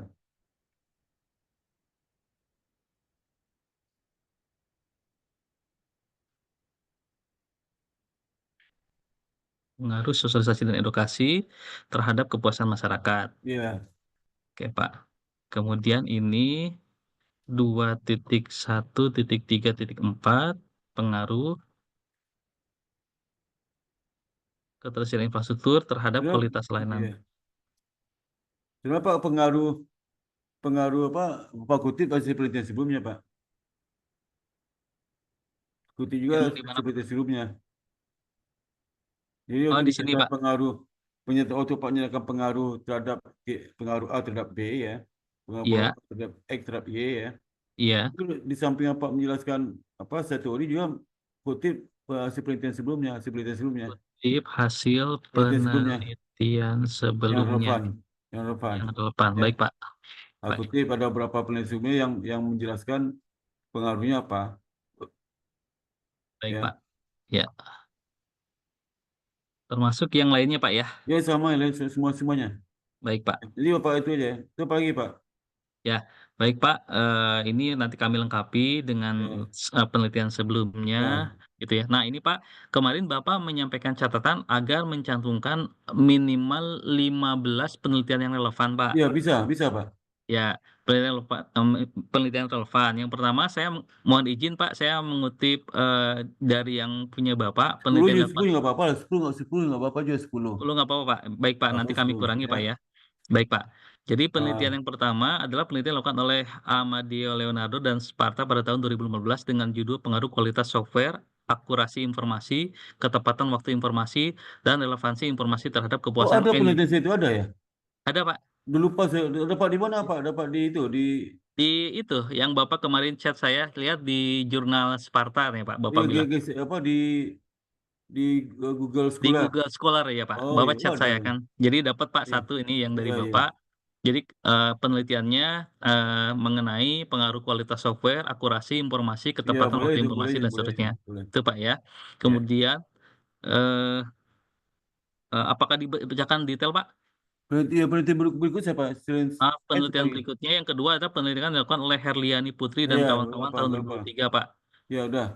Kemudian yang berikutnya yang ketiga adalah penelitian dilakukan oleh Sukiono dan Wiwin. Berapa bikin ada 10? Ada 15 Pak. Kan Bapak kemarin. Biar aja Iya. lah. Udahlah. Iya. Jadi Iya, Pak. udah Pak, terus ke bawah terus. Baik Pak, terus ke bawah dan terakhir Bapak memberikan catatan kepada kami Ini untuk tabel. menambahkan tabel Oh Pak. iya bagus. Tabel relevan yang merangkum dari ke-15 Ya. alinea tadi Pak. Iya, bagus. pertama dan seterusnya dari penelitian Iya, dan kolomnya sudah sesuai dengan arahan Bapak, nomor, nama Iya. peneliti dan tahun, variabel independennya apa, hasil Iya. penelitiannya seperti apa, terus perbedaan dengan penelitian yang sedang Iya, dibuat bagus apa Pak, gitu Pak. bagus. Udah terus Pak, terus. Ya, ke bawah Pak.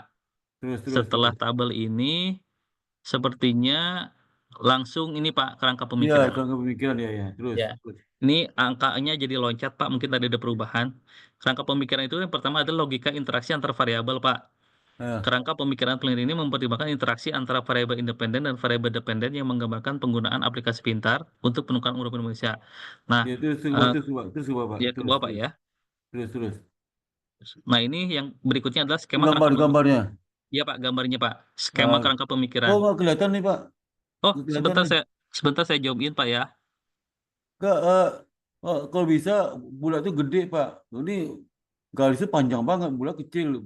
Itu Oh iya Pak, ya. kotak itu gede. Baik. Talinya jangan panjang-panjang gitu. Jadi kurus gitu. Yang perhatiin kan kotaknya itu Pak. Yang bulatnya Pak ya, Yang bulat itu gedein tuh. dibesarin Pak, supaya tulisannya masuk ya Pak. Iya, gede. Baik, baik Pak. Terus nanti di garis itu Bapak itu apa lihat hubungannya. Hubungannya bisa nggak hubungan positif atau negatif? Oh baik Pak. Iya.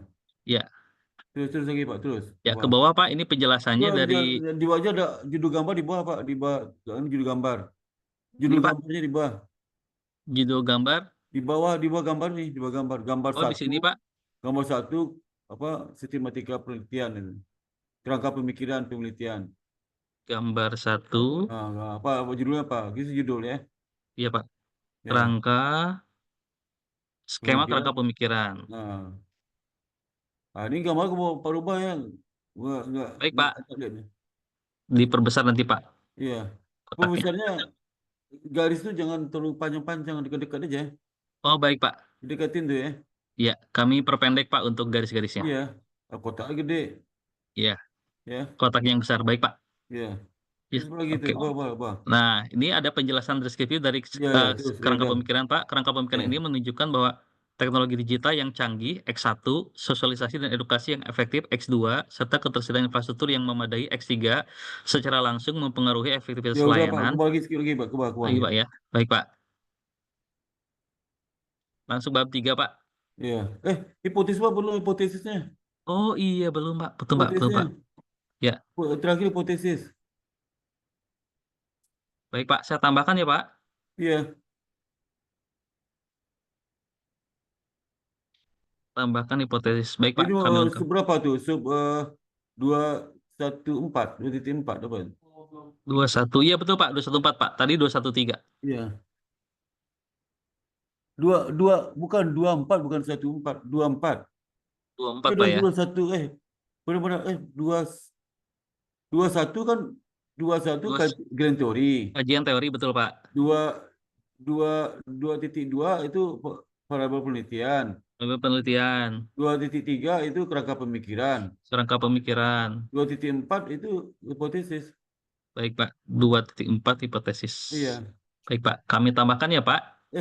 Kalau pemikiran penelitian sebelumnya apa sih? Ulang lagi ya. Oh iya, penelitian sebelumnya Pertama, ada apa ini, Pak? 2.1 kajian teori. Ya. 2.1.2 penelitian yang relevan. Ya. 2.1.3 kerangka pemikiran. Ya. 2.4 hipotesis. Oh baik Pak. 2.4 hipotesis. 2.1 kajian teori. Kajian teori. 2.2 penelitian relevan. Ya. 2.3 kerangka pemikiran. Ya. 2.4 hipotesis. Baik Pak. Nanti susunnya Pak aturnya ya. Baik Pak. Sesuai dengan arahan Bapak nanti kami sesuaikan. Ya. Hipotesis ini Bapak itu ya. Alinea pertama, logika teori yang menjelaskan hipotesis X dan Y itu apa. Hubungannya pengaruh apa. Penelitian sebelumnya ya. Pak. Itu baru setelah linear itu Pak jelaskan dapat disusun hipotesis berikut X positif atau negatif terhadap Y itu ya. Oh baik Pak. Ya. Logika itu ada linear pertama terhadap logika teori buat X dan Y itu. Yang kedua, linear kedua hasil penelitian sebelumnya.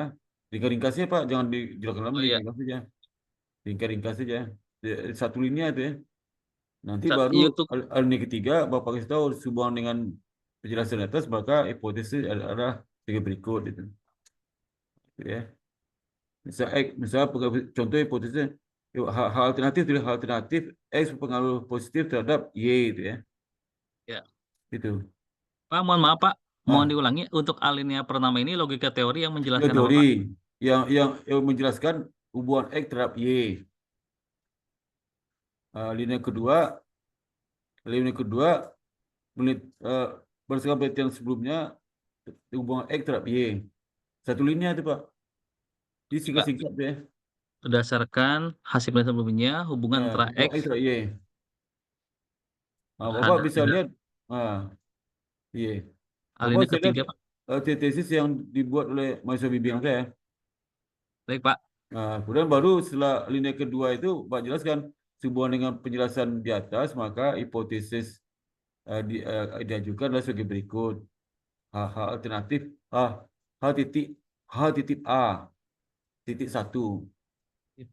Hipotesis Adalah sebagai penelitian berikut, ini ya. itu ya Pak. Berikut titik 2 tulis simbolnya H besar A kecil, H besar H bukan apa A kecil titik 1 titik dekat Pak, titik Titik 1. satu. Satu itu Ya. artinya hipotesis alternatif yang pertama. Baik Pak. Itu titik 2 Pak. X1 berpengaruh positif terhadap Y contohnya. X1 berpengaruh positif terhadap Y. Itu contohnya aja Pak ya. Contoh Pak. Ya, itu artinya. Contoh aja. Ya. Itu ya. Baik Pak. Begitu bikin Bapak putusnya ada berapa? 2 putusnya. 2 atau 4? 4 deh. 4 Pak. 4 deh. Ya. X1 terhadap Y bahkan 2 X1 terhadap Y1. X1 Ya. terhadap Y2. Ya. X2 terhadap Y1, X2 terhadap Y2 kan? Iya Nah, Pak. ada 4. Kalau lihat kerangka Jadi Bapak pemikirannya, jangan pakai XY itu. X itu ini aja. Apa istilahnya? Generiknya itu generiknya. Nanti apa itu berganti dengan variabelnya apa ya? baik Pak. Ya, yang pakai XY nggak boleh pakai XY itu kan generiknya. Nanti apa ganti X itu apa, Y apa itu apa gitu ya. Oh, yang di sini Pak ya. Iya persis itu ya. Ya. Udah. Baik Bab Pak. 3 apa? Bab 3 apa? Ini mohon maaf Pak, ini loncat jadinya. Bab 3-nya objek dan metode penelitian Pak. 31-nya objek penelitian, kemudian diawali dengan deskripsi objek penelitian. Objek penelitian ini adalah aplikasi pintar yang dikembangkan oleh Bank Indonesia sebagai inovasi dalam pelayanan publik di bidang pengelolaan uang. Aplikasi pintar dirancang untuk mendukung efisiensi dan kenyamanan masyarakat dalam melakukan pemesanan dan penukaran uang rupiah. Aplikasi ini memungkinkan masyarakat untuk mengakses layanan secara digital, menggantikan metode tradisional yang seringkali membutuhkan waktu lebih lama dan prosedur yang kompleks. Jadi penjelasan deskripsi mengenai objeknya Pak ya. Kemudian aplikasi pintar menyediakan berbagai fitur yang memudahkan pengguna, antara lain pemilihan jadwal penukaran, kemudian penentuan lokasi penukaran, kemudian berikutnya adalah fitur bukti pemesanan penukaran. Jadi setiap masyarakat yang sudah selesai melakukan perekaman terhadap pemesanan akan memperoleh bukti pemesanan penukaran yang akan dikirim melalui email, Pak. Seperti itu. Nah, kemudian di sini ada satu paragraf yang menjelaskan tujuan utama dari aplikasi ini adalah untuk memberikan solusi terhadap berbagai tantangan dalam layanan penukaran uang konvensional, seperti antrian panjang, ketidakpastian jadwal, dan kurangnya informasi yang jelas. Dengan aplikasi pintar, Bank Indonesia berupaya menekan kualitas layanan publik sekaligus mendorong adopsi teknologi digital di masyarakat. Aplikasi pintar juga memainkan peran penting dalam mendukung program transformasi digital nasional yang digagas oleh pemerintah. Dengan adopsi teknologi dalam layanan keuangan, aplikasi ini tidak hanya membantu Bank Indonesia dalam mengelola kebutuhan penukaran uang, tapi juga memberikan edukasi kepada masyarakat tentang pentingnya digitalisasi dalam pelayanan publik. Selain itu, aplikasi ini dirancang dengan Halo mempertimbangkan Ya, Pak. halo, saya baru ingat sekarang nih ya. Ya. Bapak di kajian teori itu nggak ada cerita tentang aplikasi pintar ya? Di kajian teori gimana, Pak? Di kajian teori apa belum nggak bicara aplikasi pintar, aplikasi itu? Oh, belum, Pak. Jadi gini, aplikasi pintar itu mungkin Pak jelaskan di itu sebelum Grand Theory mungkin. Oh, sebelum Grand Theory. Baik, Ya, Pak. Grand Theory. Baik, Pak. Sekilas tentang, jadi sekilas apa tinjauan, memang aplikasi pintar ada teorinya. Teori di apa di merujuk ke Bank Indonesia aja ya. Iya, Pak. Menuju ke Indonesia. Jadi pertama aplikasi pintar. Jadi kajian teori itu pertama aplikasi pintar, baru Grand Theory kedua ya. Iya, Pak. Nah itu. Jadi yang penjelasan tadi itu masukkan dengan itu nanti di bab 3 gue usah jelaskan lagi itu apa itu aplikasi pintar Oh, baik, Pak. Siap. ya. Baik, Pak. Ya, Jadi di kajian teori itu bagian pertama itu kajian aplikasi pintar. mengenai aplikasi pintarnya, Pak ya. Ya, ya. Baik, Pak. Jadi jelaskan dulu ya aplikasi pintar. Ya. Berarti ini tuh deskripsi objek penelitian, objeknya udah ini masuk Pak ya, objek penelitian ini adalah aplikasi pintar gitu ya. Ya. Kemudian feature-nya, Bukan di bab 3 aja, di bab 2-nya. oh ini dipindahkan ke bab 2 Pak ya. Bab 2-nya itu satu tadi Bapak kan grand teori. Grand teori ya. Sebelum Sebelum grand grand teori. teori itu Bapak jelaskan aplikasi pintar. Oh baik Pak. Nanti Bapak referensi kebijakan BI atau apa definisi aplikasi pintar dengan yang lain ada nggak yang lain? Ya pokoknya umum lah ya. Ya. Kajian teori pakai buku petunjuk DBI bisa juga ya. Iya Pak. Baik Pak. Nah, nanti di bab 3-nya aplikasi pintar itu apa nggak usah panjang lebar lagi ceritanya. Oh iya. Maksudnya satu linia cukup lah. Satu lainnya cukup Pak. Iya. Itu ya. Baik Pak. Mohon maaf saya baru ingat sekarang nih, baru ingat boleh kamu panjang banget aplikasi pintar tuh. Ini taruh di bab 2 aja itu ya. Iya. Baik Pak. Udah, kembali lagi bab 3. Kembali lagi bab 3 ya. Baik Pak. Setelah penjelasan deskripsi objek penelitian, kemudian adalah berikutnya Pak. Bentar Pak. Oh ini penjelasan mengenai penelitian ini dilakukan dengan cara Pak, masih di deskripsi objek penelitian Pak. Pendekatan kuantitatif dan kualitatif. Kemudian pengumpulan data dan analisis data. Lalu di sini ada Pak, penjelasan. ini coba bab 3 itu Bapak lihat buku panduan tesis Pak di yang buku panduan penyusunan tesis. Bapak punya kan? Ada Pak? Bapak punya nggak buku panduan penyusunan tesis program MM IBS ada? Ada Pak? Punya nggak? Ada Pak. Ini sedang saya buka. Apa? Mungkin sedang saya buka Pak di layar. Buku panduan tesis ya. Iya. Buku Sebentar Pak. panduan penyusunan tesis. Iya. Bapak punya nggak? Kan MM ada tuh. Ada Pak. Ada. Ini Lalu, Pak. Mana? Lalu ada bab 3-nya Pak. Ini desain Iya. penelitian. Ini Pak ini itu ya. Iya. Desain penelitian apa lagi itu? Kemudian Ini desain sebenarnya apa? penelitian Pak. Ada penjelasan. Apa lagi desain penelitian apa? Desain penelitian. Apa lagi itu? Kemudian berikutnya adalah teknik pengambilan sampel. Itu ya, itu apa lagi? Prosedur pengumpulan data. Terus habis itu Definisi operasi variabel Pak. Ya ini contohnya. Ya. Kemudian analisis data. Iya, analisis data. Ini ikuti ya. Iya Pak, diikuti Pak. Apa udah ikuti ini belum? Sudah Pak, sudah mengikuti ini. Sudah? Oh, ada ya. yang di bawahnya belum tersampaikan Pak. Oh ya udah. Itu kembali lagi tadi, kembali lagi bab 3. Baik Pak. Dan nanti kalau ditanya oleh penguji lain, Ya. Pak harus tahu dalam buku panduan penelitian, dalam buku panduan penyusunan tesis itu bab 3 itu ini kemudian masing-masing. Maka dengan demikian saya bikin itu juga ya bilangnya. Oh iya baik Orang Pak. penguji itu lupa bahasa ada di panduan tesis itu seperti itu nyusunnya. Oh iya Pak. Disuruh bikin yang lain lagi. Hati-hati itu ya. Iya baik Pak. Orang penguji itu sebenarnya dia nggak tahu tuh. Kadang nggak tahu, pura nggak tahu atau memang nggak tahu atau tahu tapi lupa ya. Lupa mungkin Pak. Ya baik Pak. Apa ingatkan aja nanti ya. Baik Pak pada saat presentasi. Iya. Ya. Saya lanjutkan Pak ya. Ini Pak yang tadi desain penelitian Pak. Iya.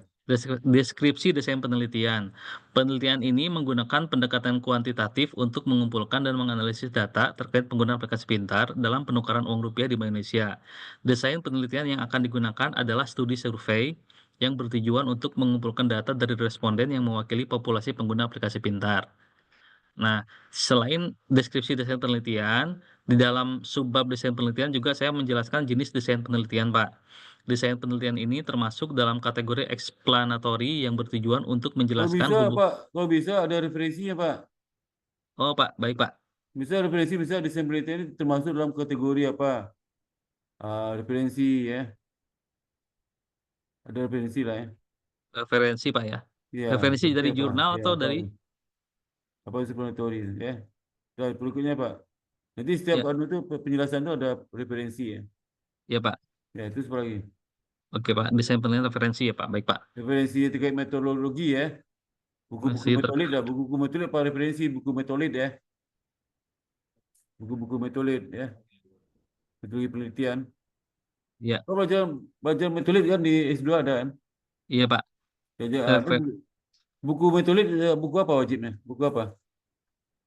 Untuk belajar metodologi di S2 lupa saya, Pak. lupa. Udah lama, Pak. Coba kau Bapak lihat lagi itunya Pak, lihat silabusnya. Mata Ya, kuliah itu kau bisa di-download di Siakat itu. baik, Pak. Nah, lihat apa buku wajibnya apa pakai buku-buku itu aja ya. Iya, Pak. Buku metodologi. Iya, buku-buku aja semua misalnya mengenai objek penelitian apa kutip tuh ya. Iya, Pak. 1 ke 5 cukup lah, baru penjelasan Bapak ya. Oh, ya, baik, Pak. Nanti Tambahkan. misalnya variabel penelitiannya independen itu apa itu kutip lah buku-buku itu ya. Iya, Pak. Ya itu lah. Ya, Kalau enggak kesulah Bapak ngarang-ngarang aja tuh. ya. Iya, Pak. Referensi, Pak ya. Iya, kalau enggak Bapak agak Cantumkan. ngarang-ngarang. Ya, Pak. Terkait di buku Iya, metodologi. Baik, Pak. iya. Kemudian di Ada banyak subbab buku penelitian tuh yang baik yang bahasa Inggris Indonesia ada tuh ya. baik, Pak. BBI juga banyak itu di Pustaka BI banyak banget. Saya kan dulu sebulan lebih di Pustaka BI cari data tuh. Ya. Oh, baik, Ya, Pak. tiap hari ke Pustaka BI itu. Waktu itu Ya. internet belum begitu itu, belum begitu Hmm. canggih sekarang internetnya. Iya. Saya lanjutkan, Pak. Ya tuh terus. Ya, pada subbab desain penelitian, setelah deskripsi desain penelitian, Itu jenis skripsi. desain penelitian, kemudian karakteristik desain penelitian, Pak. Karakteristik desain penelitian. Di sini mungkin nanti apakah di sini cantumkan tuh, Pak, referensinya, Pak? Yang kamu pakai aja, yang kamu pakai, kamu bilang penelitian kamu apakah kuantitatif, kualitatif gitu. Ya. Yang Oh, upload dengan penelitian Bapak aja jelaskan ya. iya, Pak. Kalau Kualitatif nggak versus termasuk penelitian kuantitatif. Bapak jangan dijelaskan. Iya, Pak. Ya, Ya. coba Ini jelaskan ya. iya, Pak. Berikutnya apa lagi itu? Kemudian rencana pengumpulan data. Ya, Rencana terus. pengumpulan data dilakukan dengan menyebarkan kuesioner kepada sampel responden yang mewakili pengguna aplikasi pintar. Kuesioner akan dirancang untuk mengukur persepsi pengguna terhadap variabel-variabel yang diteliti, seperti teknologi digital, sosialisasi dan edukasi, ketersediaan infrastruktur, efektivitas layanan, dan kualitas layanan, Pak. Berikutnya adalah dalam desain Itu penelitian. rencana pengumpulan data kan pakai kuesioner. Iya, Pak. Bapak kuesioner terlampir itu. Ada yang bikin Oh, baik, kuesioner Pak. dah. Di sini, Pak ya. Kuesioner terlampir. Kuesioner Terlampir. terlampir. Baik, Pak. Terlampirnya kuesionernya. Baik, Pak. Jadi syarat proposal itu di samping bab 1-3 ada laporan kuesioner, ada Ya, daftar pustaka, belum laporan kuesioner ya. ya, Nanti kuesioner itu ditanya sama pembimbing tuh. Bapak menggunakan ya. apa? Udah penjelasan variabel udah? Penjelasan variabel mana? Pak, Variabel itu mana? variabel penelitian. Yang mana? Sebentar, Pak. Itu pengambilan sampel ya. Ya, teknik pengambilan sampel, penjelasan teknik pengambilan sampel. Ya. Kemudian ke bawahnya, oh ini mulai dari definisi populasi, penentuan sampel, bagaimana kriteria inklusinya, Pak, dan Ya. prosedur pengumpulan data, itu ukuran sampel. Nah, kemudian berikutnya ada prosedur pengumpulan data, Pak. Ya, terus. Metode pengumpulan data, data untuk penelitian ini akan dikumpulkan menggunakan metode kuesioner online. Metode ini dipilih karena memudahnya dalam mencapai responden yang tersebar Itu luas dan dapat. kuesioner terlampir itu ya. Ya, Pak, di sini kuesioner terlampir, Pak. Ya, atau kuesioner bilang terlampir semua ya. Baik, Pak. Terlampir. Ya. Oke, Pak. Kemudian prosedur pengumpulan data, Pak. Langkah pertama apa, kemudian penyebaran kuesionernya seperti apa, kemudian waktu pengumpulan datanya kapan. Terus, Pak, Kemudian terus. terus ke bawah. Nah, 35 Nah, definisi operasionalisasi variabel, Pak. ini. Ya, terus. Ini, Pak. Nah, ini dimensi Vari- gue pakai ya. Iya, ini. Iya, Pak. Nanti Variabel belakang kuesionernya ya. ya. Kalau jadi judul daftar Pak, daftarnya apa? Judul daftar ini, ada daftar di atas ya. Judul tabel berapa nih? Tabel berapa? Tabel 3.1, Pak. Oh ya, ya judulnya apa? Apa sih? Tabel definisi operasi variabel. Itu ya. Gak usah tabel lagi Pak, tapi langsung definisi aja. Gak usah pakai Oh, baik, tabel. Pak. Udah tabelnya. Operasionalisasi variabel, Pak. Label.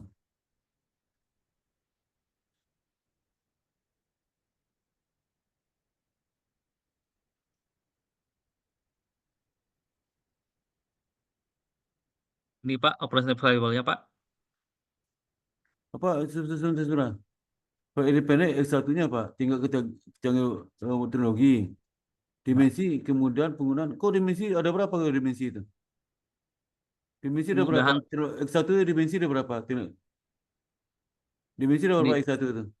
X1-nya dimensinya ada 2, Pak. Kemudahan Tulis penggunaan sama. nomor dong. Satu apa? Dua apa? Oh, ini 1 nih, Pak, ya. Satu apa? 1, kemudian fitur Dua. yang tersedia 2. Itu. Baik, Pak. Ya. Nanti juga X2 satu apa? Dua apa? Biar takutnya bingung lihatnya nih. Ya. Oh iya, Pak. 1, kemudian kedalaman materi 2 gitu, Pak, ya. Nanti kami rapikan ya, Pak. Ya. Sama kejelasan informasi 3. Oke, Pak.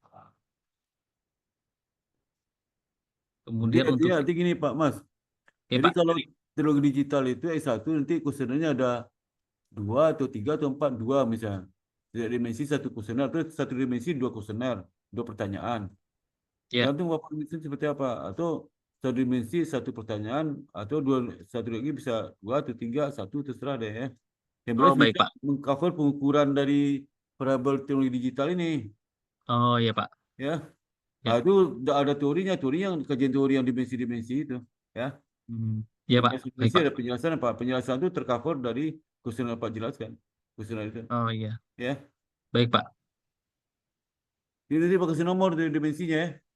Baik, Pak. Dimensinya nanti diberikan nomor, Pak. Nomor semuanya itu nomor Ya. ya. X1, X2, X3, dan Iya. X. Iya. Kemudian infrastruktur Dimensi ada nomor 1 3. berapa, 2 berapa ya. Dimensi Iya, baik, nomor Pak. itu ya. Ya, ini saya berikan nomor 1. Nanti aja Pak kerja di rumah nanti aja. Baik, Pak. Baik, Pak. Nanti aja. Ini Apa lagi? variabel independen, Pak. Variabel dependennya, Pak. Ya, Kepuasan ya, masyarakat divisi ya, Y1, terus lagi kualitas coba, layanan Y2. Dimensinya nanti saya berikan nomor juga, Pak. Ya. Oke. Kemudian 36 analisis. Ada penjelasan Mas. Di Gimana, Pak? bawah tabel itu, buat tabel satu linia, buat tabel. Nah, penjelasan Bapak jelaskan sehubungan dengan tabel definisi operasional variabel itu, maka kuesioner yang disusun berdasarkan itulah terlihat terlampir itu. Oh, Ya. baik, Pak. Maka, Ya, ya. oke. Baik, Pak. Nanti kami tambahkan. Itu penjelasan kelima itu lah. Pokoknya terserah kelima apa seperti apa. Intinya Ya. itu ya. Intinya apa di linia ini mengatakan wah ini kita jelaskan masing variabel dimensi semua di situ, maka kuesioner yang dihasilkan dari hasil dimensi variabel itu sebagai berikut ya. Oh, baik, Pak. Itu terlampir ya. Ya. Satu Ya. Pak alinea. Baik, Ya. Pak. Oh, satu linia apa jelaskan itu ya. Satu alinea, baik, Pak. Ya. Kemudian Apa berikutnya, lagi? Pak, 36 analisis data, Pak. Ya. Metode analisis yang akan Menggunakan digunakan. Nah, analisis data itu apa menggunakan betul regresi itu apa itu maksudnya? Oh iya. Analisis Ya. data itu apakah regresi, apakah time series atau apa itu menggunakan aplikasi apa aplikasinya Infuse atau STEM atau apa terserah Pak deh. Ya. Iya, Pak. Itu di situ ceritanya.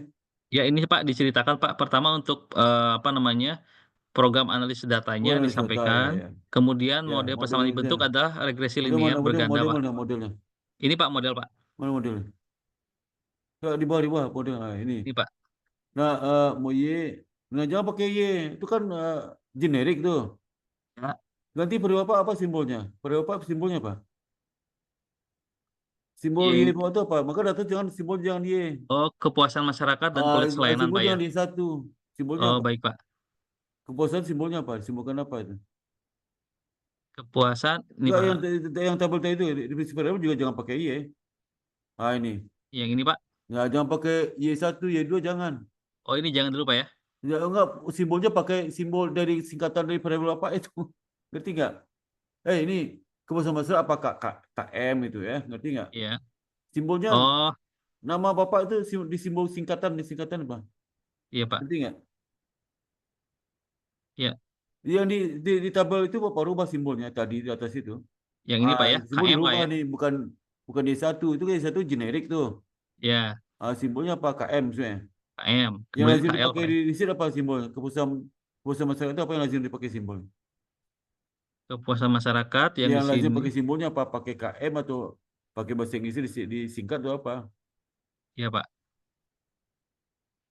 Berarti ini dirubah, Pak ya, bukan Y lagi ya. Di sini juga dirubah nanti, Pak. Itu rubah aja KM tuh KM. Kalau Ya, memang KM, tapi lihat simbolnya yang lazim digunakan ya. iya, Pak. Jangan simbol Bapak bikin sini nanti bingung orang. Ya, Iya, kepuasan konsumen itu apa simbolnya? iya, iya, Seperti sama seperti ini, misalnya aset perusahaan simbolnya kan SES. iya. SES itu udah lazim lah. Jadi jarang simbolnya aset perusahaan itu aset perusahaan AP nggak ada. Hmm, Ya misalnya simbol apa lagi itu leverage itu. Pak bilang simbolnya probabilitas SFL nggak ada. iya, Nah, berarti singkatnya leverage itu ya. iya. Yang lazim digunakan left. Jadi jangan bikin simbol sendiri yang nggak lazim dipakai itu. Oh, baik, Pak. Ya, jadi Bapak carilah simbolnya apa nih. Kalau gini simbolnya apa? X1 itu generiknya. Iya. Kalau sudah ada Apa? di A itu variabel independen, pasti orang tahu X lah. Jangan pakai simbol X. Oh, baik, Pak. Misalnya Jadi gitu misalnya gitu, Pak teknologi ya. itu apa TD itu apa ya. Ya, Ya. sosialisasi edukasi SE misalnya, Pak, Iya, gitu ya. tapi lihat itu simbol yang lazim dipakai. Baik, Pak. Nanti orang bingung nanti. Iya, iya, baik, Pak. Mahasiswa itu kalau bikin simbol ke sini jadi begitu sampai di model penelitian orang bingung nih apa nih ya. Gitu ya. Iya, Pak. Ya, simbol Iya, lazim lah. Nanti yang pesan penelitian Bapak di bawah itu mana pesan penelitian Bapak? Jadi kembali lagi tadi itu, kembali lagi model penelitiannya, pesan penelitiannya mana? ini, Pak.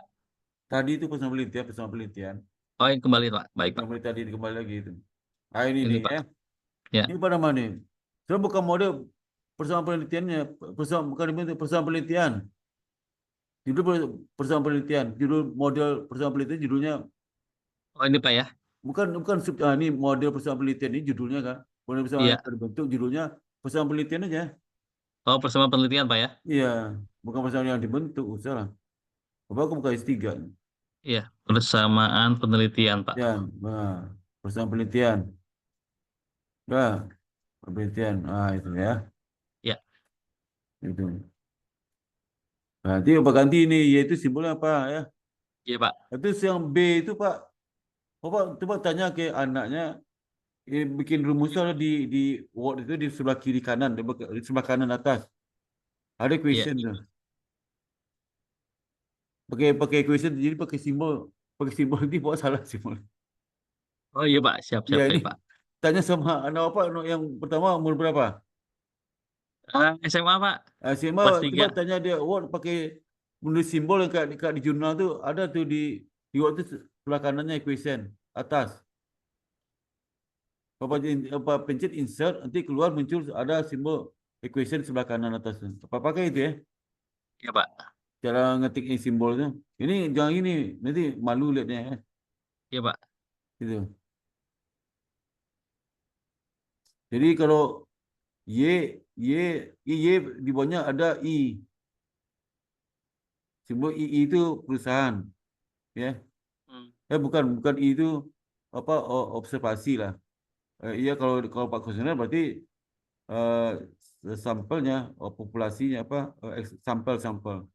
Y buatnya I ya.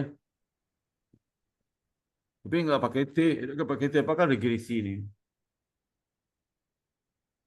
Y itu I kecil di bawahnya. Mengetik I kecil itu pakai ketikan equation itu Pak di Word situ.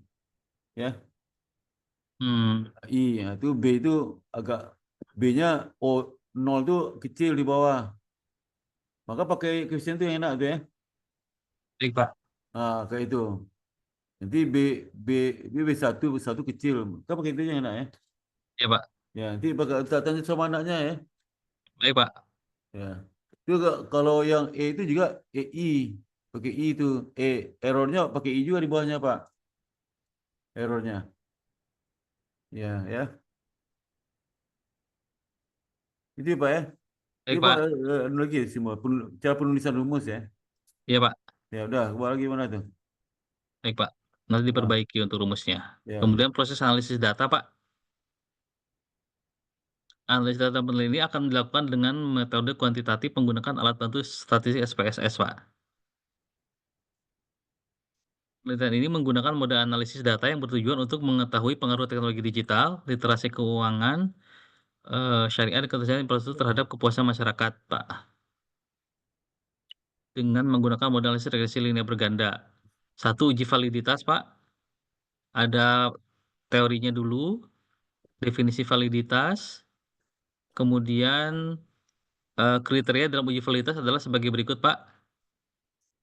Jika R hitung lebih besar dari R tabel, maka pertanyaan dinyatakan valid. Jika R hitung lebih kecil dari R tabel, maka pertanyaan dinyatakan tidak valid.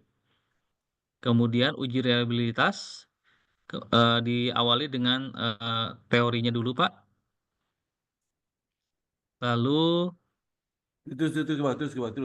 lanjut ke bawah, Pak. Kriteria uji reliabilitas adalah jika Terus. nilai ya, Terus. uji asumsi klasik, uji normalitas, kemudian uji autokorelasi, Ya, terus. lalu berikutnya adalah uji multikolinearitas, Pak. Terus. Kemudian uji heteroskedastisitas, Ya, terus. kemudian uji statistik, Pak. Ya, Uji terus. F simultan, Ya, terus. terus Uji beruji, bentar, uji hipotesis ya? iya, Pak. Uji statistik ya. Ya. Uji simultan, apa lagi itu? Iya, Uji uji parsial, parsial, apa Pak. lagi itu? Uji T. Ah, uji C itu bukan uji T, uji hipotesis ya. Ini, Pak, ya. Uji hipotesis dulu. Uji hipotesis. Uji bukan judulnya uji hipotesis dalam kurung uji T. Dengan uji hipotesis dengan uji T, uji hipotesis dengan uji T. Judulnya uji hipotesis dengan uji T. Uji Hipotesis dengan uji T. uji hipotesis di sini, Pak, ya. Iya, judulnya itu uji hipotesis dengan uji T. Ngerti nggak? Judulnya. Oh, di atas, Pak, ya. Ini ya. Iya, B itu B bukan itu B aja. B Nih, itu uji hipotesis dengan uji T. Yang B itu dengan uji T. uji T. T kecil ya. Iya, Pak. Dah, dah. Lagi itu. Kemudian, Karena uji F simultan bukan uji hipotesis tuh ya. iya, Pak. Uji F bukan hipotesis. Hipotesis semua kan pakai uji T semua. Ya. Iya, iya, Pak.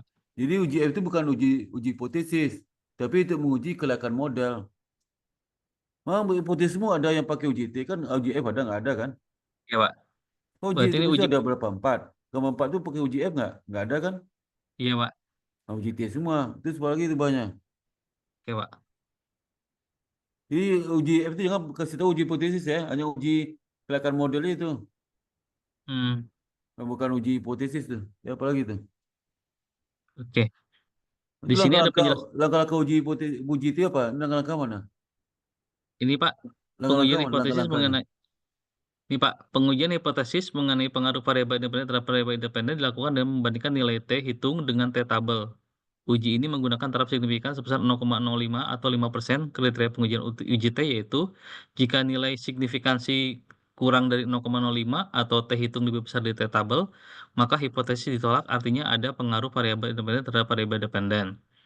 Jika nilai signifikansi lebih besar dari 0,05 atau T hitung lebih kecil dari T tabel, maka hipotesis diterima, Jadi artinya gini tidak ya ada. Mas, Ya, Pak. dia apa?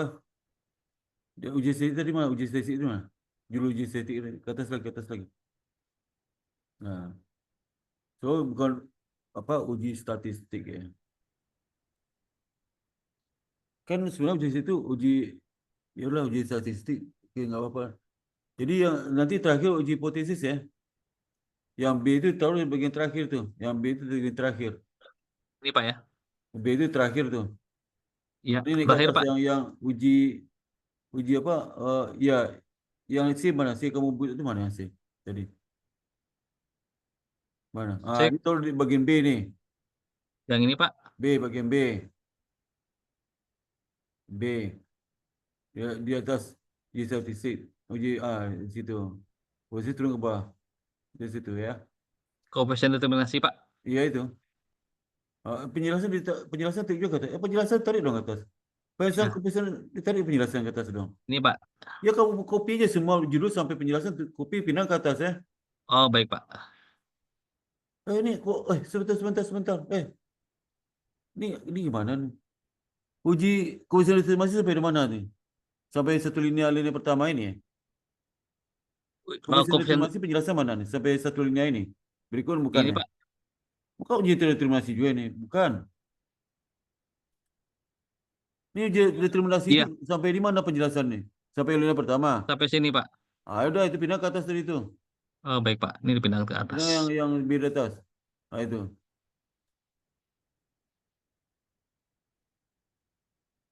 Sudah Pak. Hipotesis itu. Ya. Hipotesis itu terakhir, banyak apa lagi itu? Hipotesis terakhir. Hipotesis. Ini saya take out ya Pak, karena sudah tadi Ya. pindahin ke atas. Nah, mana itu? Setelah melatih, bukan setelah melatih. Uji hipotesis menggunakan hasil regresi sebagai berikut. Hipotesis menggunakan pesan regresi itu kan? Iya Pak.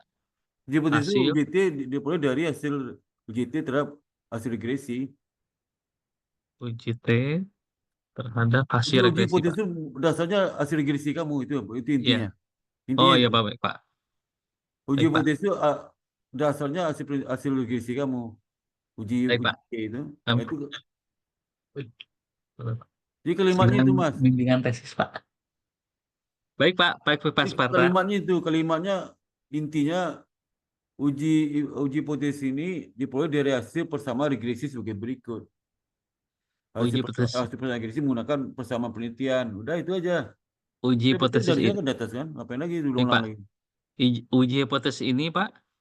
Uji hipotesis T ini menggunakan hasil regresi persamaan penelitian. Itu aja cukup tuh ya. Baik Pak. Selagi diulang ini udah ada. Tuh, titik Iya, udah. Pak. Dilang aja, persamaan dilang aja tuh. Sampai ke bawah terus persamaan lah. Nah, terus ke bawah.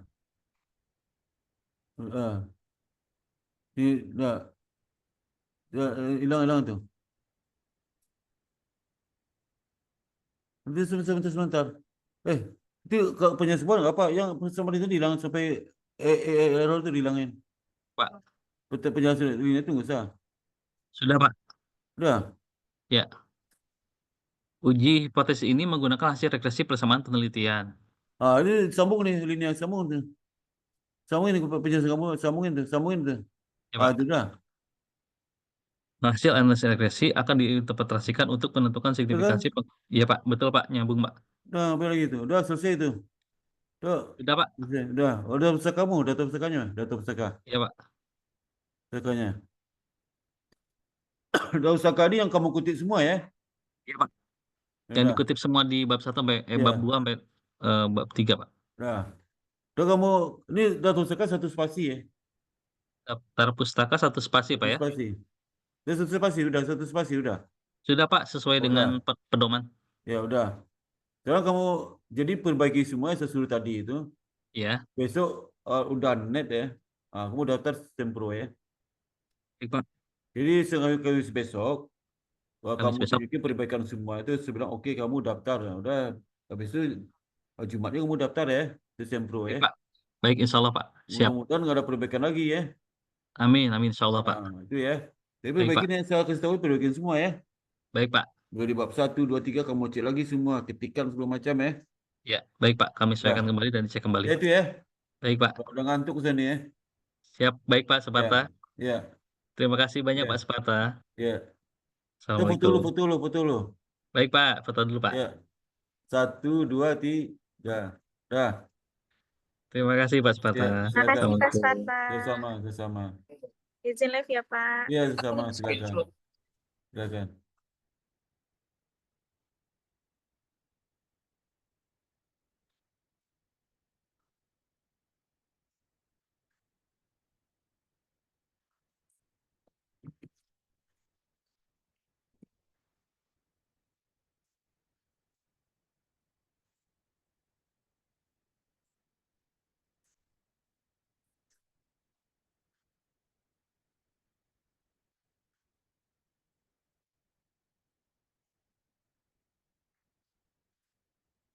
Masih ada itu tuh.